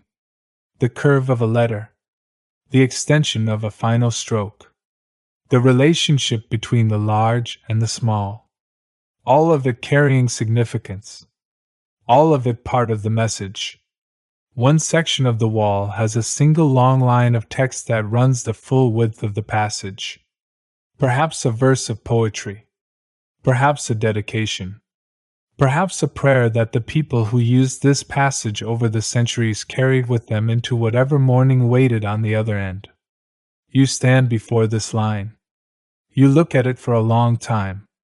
Not understanding. But receiving something from it anyway. The intention. The care. The fact that someone took the time. That someone believed the words were important enough to put into the wall. Into something meant to last. The passage curves slightly ahead. And at the far end, the alley continues. And the night continues. And you step through. The roof again differently. You find yourself on a different rooftop this time. Or perhaps the same one, seeing differently. The night has that quality now. The places you visit are beginning to feel both familiar and new. As if Yazd is turning the same jewel slowly and letting you see each facet. The sky to the east has changed. This time you are certain. A quality of darkness there that has something in it. A depth that is beginning, very slowly, to become something else. Not light. Not yet. But the preparation for light. The night gathering itself. The way a breath is gathered before it is released. The stars in that direction are slightly less sharp than they were. The sky behind them slightly warmer. A quality of deep indigo where before there was only black. Morning is beginning its long approach. It will take hours still. But it has begun. You turn away from the east and look west instead. Where the night is still complete. Where the stars are still sharp and cold and perfectly themselves. Where the darkness is still the whole story. The windcatchers rise around you. From this roof you can count 7 of them. 7 towers of brick in varying heights. The tallest one nearby is magnificent from this angle. You can see the detail of its upper section. The four open faces, each one a rectangular mouth. The subtle corbelling of the brickwork just below the openings. The way the top of the tower is slightly narrower than its base. A taper so gradual you would miss it at street level, but from here it gives the tower a quality of reaching, of aspiring. The snow on the rooftops around you is glowing faintly now. Not from any visible light source. Simply from the accumulated light of the stars and the deep sky. A ghostly luminescence. As if the snow is generating its own pale light from within. The whole city white and softly glowing. A city made of low light. A city made of patience. The air is cold on your face. But clean. The cleanest air belongs to the cold hours before dawn. The air that has had all night to settle. That has been washed by the passage of snow. That carries nothing in it now but cold and the faint mineral smell of the desert, and very faintly, from somewhere below and nearby, wood smoke. Someone has added a log to a fire. Even now. Even at this hour. A hand moving in the dark to feed a fire so that a room stays warm until morning. You breathe it in. You hold it for a moment. Cold and clean and smelling of wood smoke. The smell of shelter from the outside. The smell of warmth seen from the cold. The dome of the night. In Yazd there are domes. Not only the great dome of the Jame Mosque that stands above the neighborhood of the old city. Smaller domes too. Private domes. The domes of Yakshals, the ancient ice houses that collected winter ice and stored it through the summer in deep pits beneath their conical roofs. The domes of old cisterns.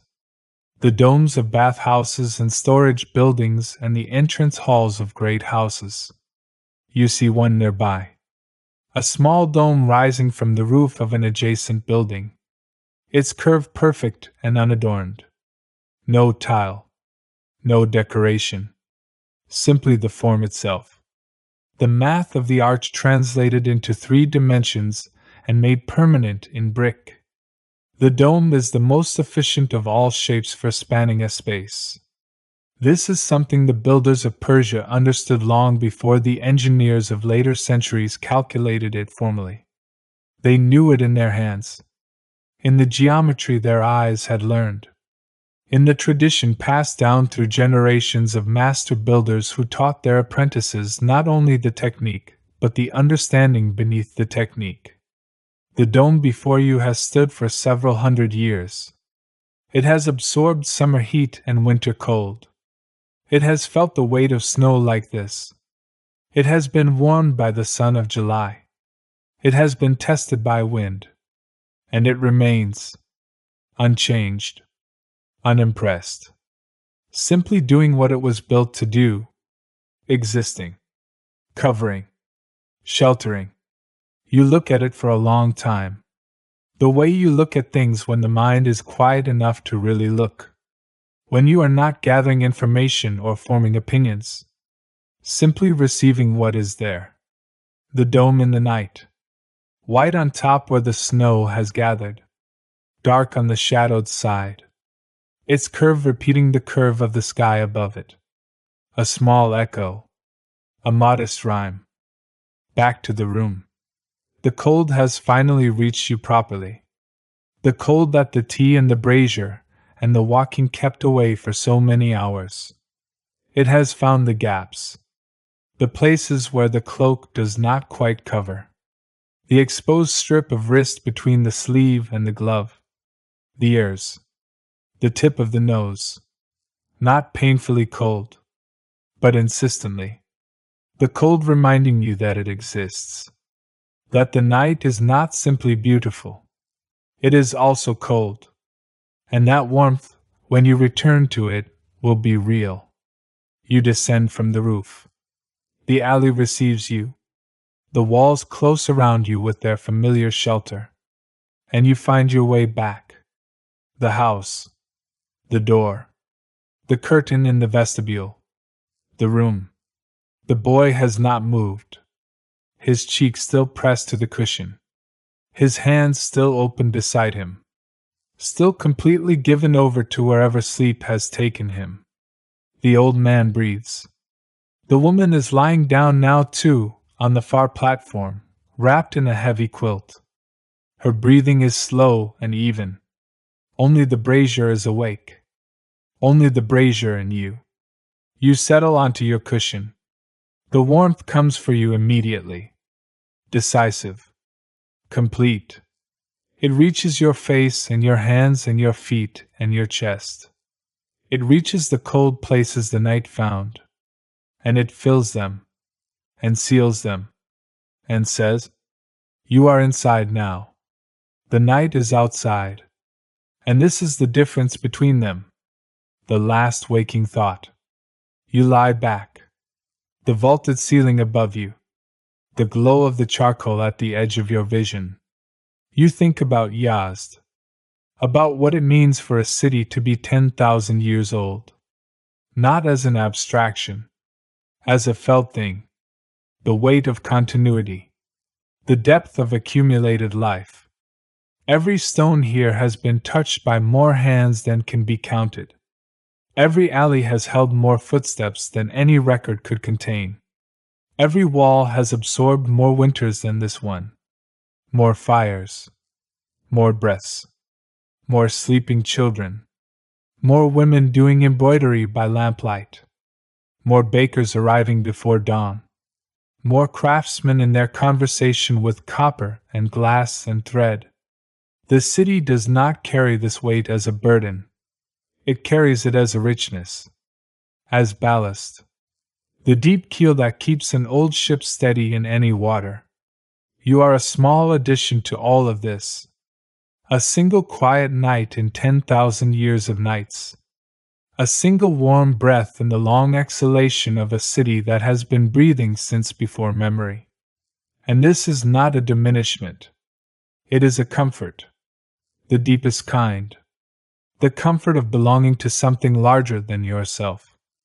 Of resting in a continuity that does not need you to hold it up.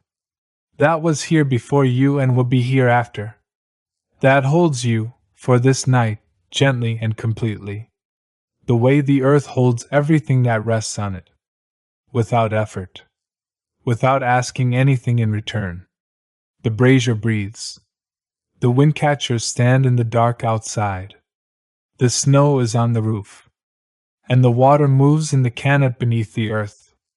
Patient and constant and utterly faithful to the direction of its going. Your thoughts grow thin. They lose their edges. The way thoughts always lose their edges here.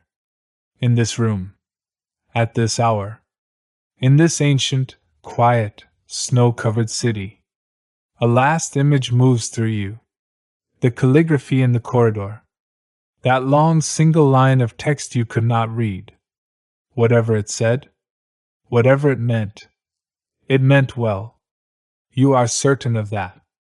Whoever cut those letters into the plaster wanted something good for the people who passed beneath them. Wanted them to carry something worth carrying. You carry it now. Whatever it is. Into the dark. Into the warmth. Into sleep. The brazier. The roof above. The city below. The desert around it. The sky above everything. The stars. Sleep. Chapter 4. The First Light. The night has reached its furthest point. The place it always reaches before it begins, slowly and without announcement, to return.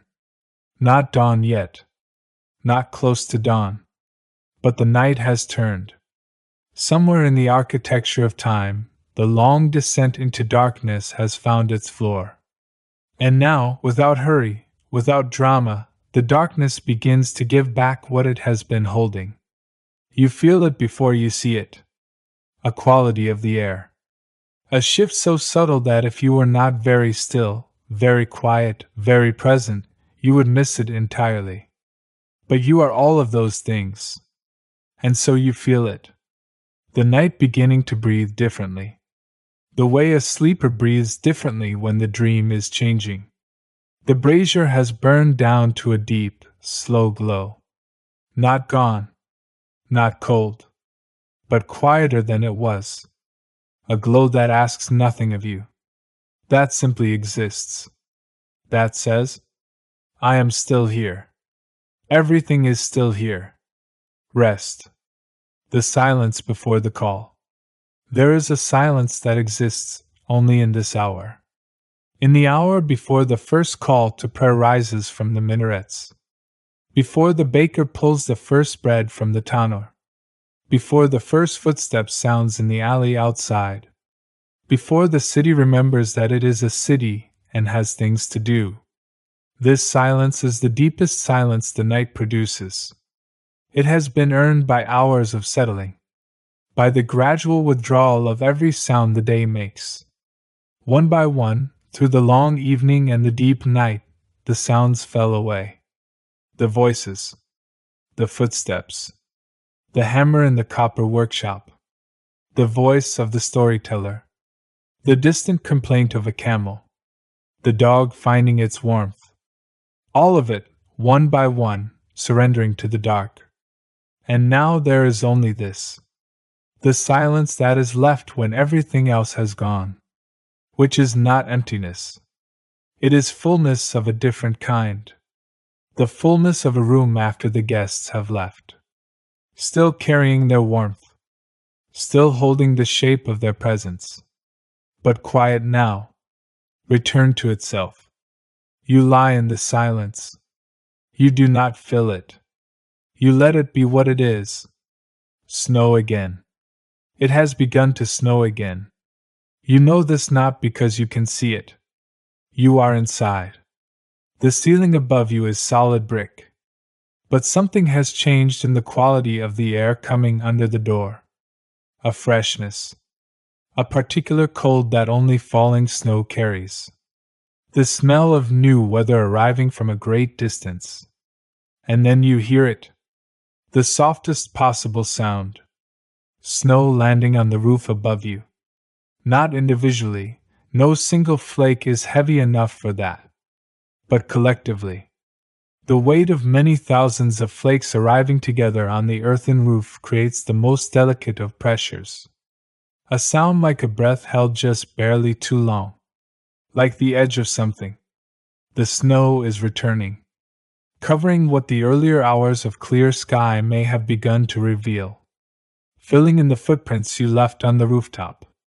Smoothing the edges of the windcatchers. Laying itself gently and completely over the whole of Yazd. One more white layer over 10,000 years of white layers. One more winter doing what winter has always done here. Returning the city to its essential form. Simple. Clean. Still. The old man wakes. The old man stirs. Not dramatically. Not with the startled waking of someone pulled from a dream. With the gradual surfacing of someone who has slept deeply and completely, and is now simply done. He opens his eyes. He looks at the ceiling. He looks at the glow of the brazier. He looks at you. No surprise in his face. No question. As if finding a stranger resting by his fire in the deep of the night is entirely within the range of things that make sense. He sits up slowly. His joints speak to him as he does. A small sound, almost inaudible. The commentary of old bones on cold mornings. He accepts it without complaint. He has been accepting it for years. He reaches beside him and lifts something you had not noticed before. A small book. Bound in leather worn soft by handling. The cover darkened by the oils of many hands. He holds it for a moment without opening it. The way you hold something familiar before you need it. Simply confirming it is there. Then he opens it. And in the dim light of the dying brazier he reads. His eyes moving slowly across the page. His lips not quite moving. But his breath changing slightly with the rhythm of the text. The way breath always changes when a person is reading poetry. When the meter of the verse enters the body through the eyes and reorganizes the breath from the inside. He reads for a long time. You do not look at him continuously. You look at the ceiling, at the glow of the charcoal, at the darkness in the corner of the room where the lamp went out hours ago. But you are aware of him, his presence, his breathing with the book, the occasional almost silent movement of turning a page. It is company of the best kind, the kind that requires nothing, that asks no questions, that offers only the warm fact of another person being alive in the same room. What the walls remember. In a room like this one, which has held lives for a very long time, the walls know things. Not in any mystical sense. Simply in the sense that every surface has been touched, has absorbed, has witnessed. The plaster on this wall has heard the voices of children who are now grandparents, has held the lamp hooks from which lamps have burned through 100 winters, has been pressed against by shoulders seeking warmth, by hands bracing against dizziness, by foreheads lean their tiredness or grief or the particular exhaustion of a day gone harder than expected.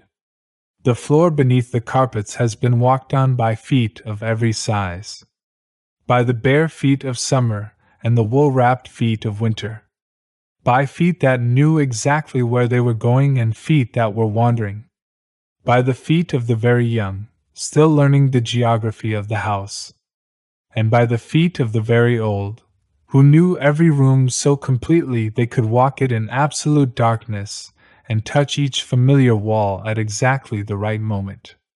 The ceiling has collected smoke from the braziers of 100 winters, a thin dark patina where the smoke rose and found the highest point and stayed, a record of warmth, a map of every fire that ever burned in this room. You look at the ceiling and understand that you are not the first person to lie here and look at it. Not the 100th. Not the 1000th. You are one in a long line of people who found themselves in this room on a winter night and looked up, and found the same ceiling, and felt, perhaps, something similar to what you feel now. This particular peace. This particular stillness. This belonging to a place that has been holding people gently for longer than any one person can fully imagine. The windcatcher speaks. Something shifts in the air outside. Not a strong wind, but a breath, a movement. After hours of perfect stillness, the air has remembered that it can move. And the windcatcher above this house speaks. Not loudly, not dramatically. A faint sound. The sound of air entering the tower above the roofline and traveling down through the interior channel. A long, slow exhalation from somewhere far above. As if the desert, which has been holding its breath all night, has finally released it. The sound moves through the house like a whisper. Not cold. The channel is too long, the night too settled, for it to carry real cold. It is simply movement. Simply the reminder that the air connects everything. That the same air that touches the desert 200 miles from here is here now. In this room. Moving past the glow of the brazier.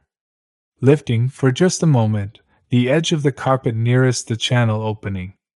The old man feels it. He looks up from his book. He looks at the ceiling. At the grill set into the wall near the top. The opening through which the windcatcher delivers its gift. He nods once, as if greeting an old acquaintance. As if the windcatcher has knocked and he has answered. Yes. I am here. I have always been here. The breath of air fades. The room returns to stillness. But the stillness is different now. It has been visited. It has been reminded that it exists within something larger, within the moving world outside, and it has received this reminder gently and returned to itself. The hour of the baker. In the bakery down the lane, something is happening. You cannot see it. But you know it. The first bread of the morning is going into the tannour. The baker arrived in the darkest hour. He built his fire from coals banked the night before. He prepared his dough. He let it rest. He heated the stones. He tested the heat with the practiced hand that has tested 1,000 ovens and knows in its skin what the right temperature feels like. And now, with a long wooden paddle, he is laying the first flatbread against the stones inside the oven. You do not smell it yet. The bread will take its time. But you know it is happening. The knowledge of it is warm. The certainty that somewhere nearby, someone is already working. Already giving the morning something to offer when it arrives. Already making the thing that the city will wake to. The smell that will move through the alleys with the first light. That will enter the houses through the gaps under the doors. That will be the first thing many people register as they surface from sleep. Bread. The oldest good smell. The most reliable comfort. The morning is being prepared. Even as you rest. Even as the city sleeps. Hands are already working. The continuity is unbroken. The stars through the lattice. Near the ceiling, high in the wall above the main door, a small window with a wooden lattice lets in the night. You have not noticed it until now. Or perhaps the angle of your lying down has changed enough to bring it into your sight line. Through the lattice, stars. Visible in a small rectangle of sky. 3 stars clearly. Perhaps 4. The lattice divides the window into small diamonds. And in each diamond, a fragment of night sky. Some of the diamonds dark. Some with a star. The stars arranged by the lattice into a pattern they did not choose. Made geometric by the frame around them. You watch them. The stars do not move on a human timescale. They do not visibly move. But if you watch long enough, you begin to sense the very slow turning. The way the whole sky is rotating around a fixed point. The way it has been rotating since long before this city existed. The way it will continue long after. The stars above Yazd tonight are the same stars the first inhabitants of this place looked up at. Before there was a city here. Before there were walls or windcatchers or kennets. When there was only the desert and the sky and the people who looked between them and began to wonder. The same stars. In the same patterns. Turning above the same ground. The lattice holds them. Frames them. Brings them into the room in small portions. And this is enough. You do not need all of the sky. You only need this window. This small rectangle of stars. This fragment of the infinite made intimate by the frame of a wooden lattice in an old wall in a sleeping city. Your eyes grow heavy watching them. The stars blur slightly. The lattice softens. The window becomes a warm dark shape against the ceiling. And the stars become simply light. Soft and distant and entirely peaceful. The first color in the east. The change is undeniable now. Through the lattice window, the darkness in that one particular direction has begun to carry within it something that is not quite darkness. Not light. Not yet. But the memory of light. The oldest memory. The one the sky holds in its bones even on the darkest night. The knowledge that light will come. Has always come. Will come again. The deep black softens. A blue appears. Not a bright blue. A blue so deep it might still be called black by someone looking quickly. But you are not looking quickly. You are looking slowly. With all the slowness this long warm night has given you. And you can see it. The blue. The very first color of the world's return. The stars near the eastern horizon are fading. One by one. Not going out. simply becoming less necessary. The sky is beginning to provide its own light, and the stars, which existed to give the night something to see by, are stepping back. Gracefully, without loss. Their work is done. The morning shift is arriving.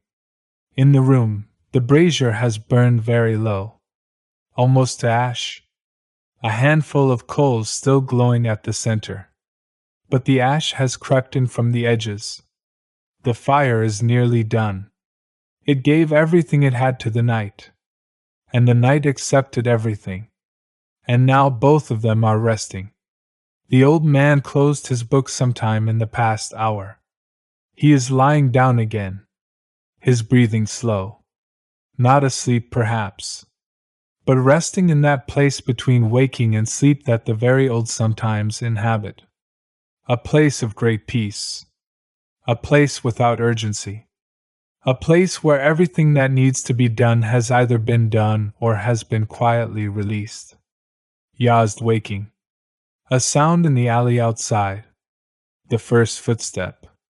Someone moving in the dark before dawn. Moving with purpose. Knowing where they are going. The step of someone for whom this hour is familiar.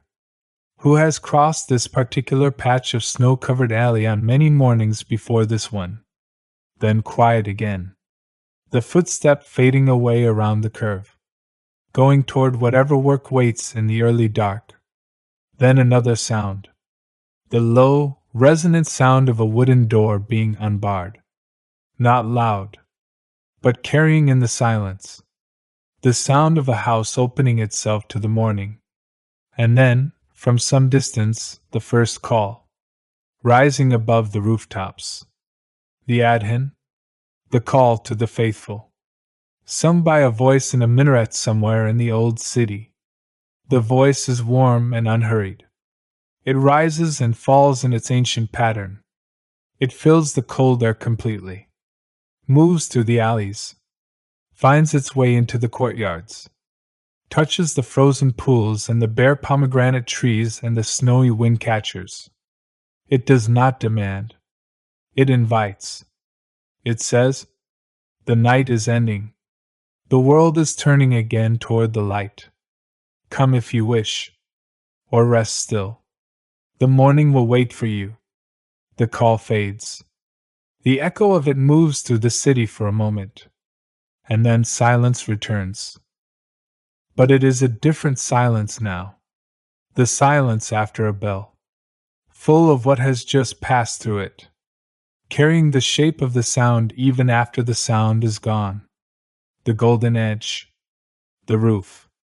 You are on the roof again. You do not remember climbing the stairs. But here you are. Standing at the edge. Looking east. And there it is. The first gold. Not sunlight yet. The sun is still below the horizon. Still preparing itself.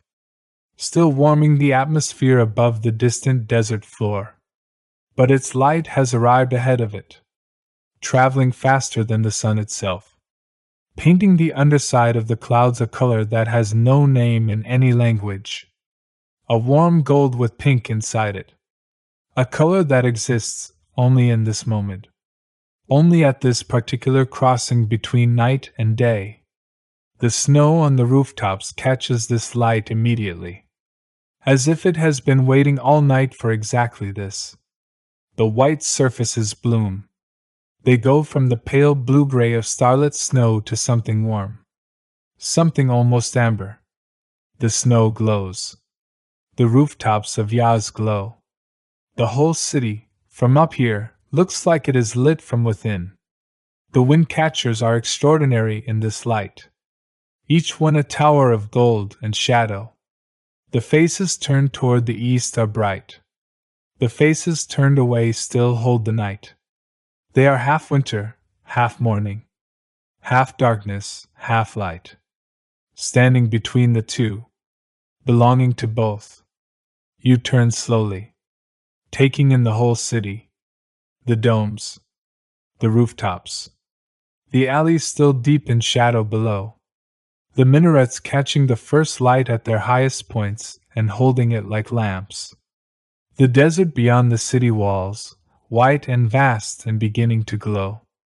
And above everything the sky, going from deep blue in the west to this extraordinary gold in the east. Every shade between them visible. Every color the sky knows, arranged in a single slow arc above the sleeping city. A bird calls. Just one. Somewhere below in a courtyard. A single note. Testing the morning. Asking whether it is real. The morning answers with more light. The city breathes again. Below you, the alleys are beginning to stir. Not with noise. Not with the full sound of a city's day. Simply with the first tentative movements. A door opening here. A voice, low and domestic, somewhere over there. The sound of water being drawn from somewhere. The smell of the bakery, finally, reaching you even here on the roof. The bread is done. The first bread of the morning is done. And its smell moves through the alleys of Yazd like a kind announcement. The day is here. Come and eat. Come and be warm. Come and begin again. The snow in the alleys below is no longer undisturbed. Footprints are appearing. First one set. Then two. A child's smaller prints beside an adult's. Someone has bundled a child out into the cold morning air for some early errand. Or perhaps the child simply could not wait. Perhaps the child woke with the first light and wanted to be in it. The frozen pool in the courtyard nearby catches the morning gold. The ice that has been white all night goes suddenly amber. The pomegranate tree throws a shadow across it. A precise, clean shadow. Sharp in the morning light in a way that the lamplight of the night could never make it. The shadow of every branch. Every smaller branch. Every branch tip still lightly carrying its line of snow. A perfect double of the tree laid across the ice. Two pomegranate trees. One bare and real and reaching upward. One in shadow on the ice, reaching downward. Meeting at the root of the trunk. One world and its reflection. One day and the night that preceded it. Coming to rest. You are back in the room. The last time. The warmth here is different from the warmth of the night. The brazier is nearly ash. But the walls themselves are warm. The accumulated heat of the whole long night stored in the adobe. Releasing slowly. Gently. The room warm from its own memory of warmth. The boy has not moved. Still sleeping. Still completely, entirely given over to his sleep. His face in the morning light is soft. Untroubled. The face of someone who has never had any reason to be anything other than peaceful. The woman is awake. She sits near the window. Not the lattice window at the ceiling. A lower window, facing the courtyard. She has pulled back the wooden shutter slightly and sits looking out at the morning. At the light on the snow. At the tree and its shadow on the ice. Her face is still. Her hands are in her lap. She is simply looking. Receiving the morning the way the snow receives it. Completely. Without comment. You lie down one last time on the cushion. The cushion knows you now. Has taken the shape of you through the long night. Receives you back easily. The morning light comes through the lattice window above. Warmer than the starlight that came through it hours ago. Less sharp. More generous. It falls across the floor in a pattern of diamonds. Gold on the old carpet. Light and shadow in the shapes the lattice makes. You breathe. The city of Yazd breathes around you. 10,000 years old. And waking again. As it has always woken. With bread and light and the sound of water moving through the old channels beneath the earth. With the windcatchers beginning to receive the morning breeze that will arrive as the desert warms. with the birds finding their voices, with the first voices of the alleys, with the ancient, reliable rhythm of another day arriving in a city that has seen so many days it holds each one with perfect calm. You do not need to do anything. You do not need to be anywhere. The morning will unfold without your help. Yazd has been waking up for 10,000 years. It knows how. Let the baker carry the bread. Let the birds find the light. Let the windcatchers learn the morning wind. Let the child run through the snow in the alley. Let the woman watch the tree and its shadow. Let the old man sleep with his book beside him. And let yourself go. All the way down. Into the warmth. Into the quiet. Into the deep, unhurried peace of a city that has been holding people gently through their winters for longer than memory reaches. The snow is on the roof above you. The light is on the snow. The windcatchers are in the light. And everything is exactly as it should be. Everything is exactly as it has always been. Breathe. And sleep. The ancient city holds you. It has always held you. It will hold you still. Long into the quiet morning. Long into the gentle light. Long into the warm and wordless peace that lives at the center of the oldest places on earth. Yazd. Still. White. Gold at the edges. And breathing. Breathing slowly. Always breathing. Sleep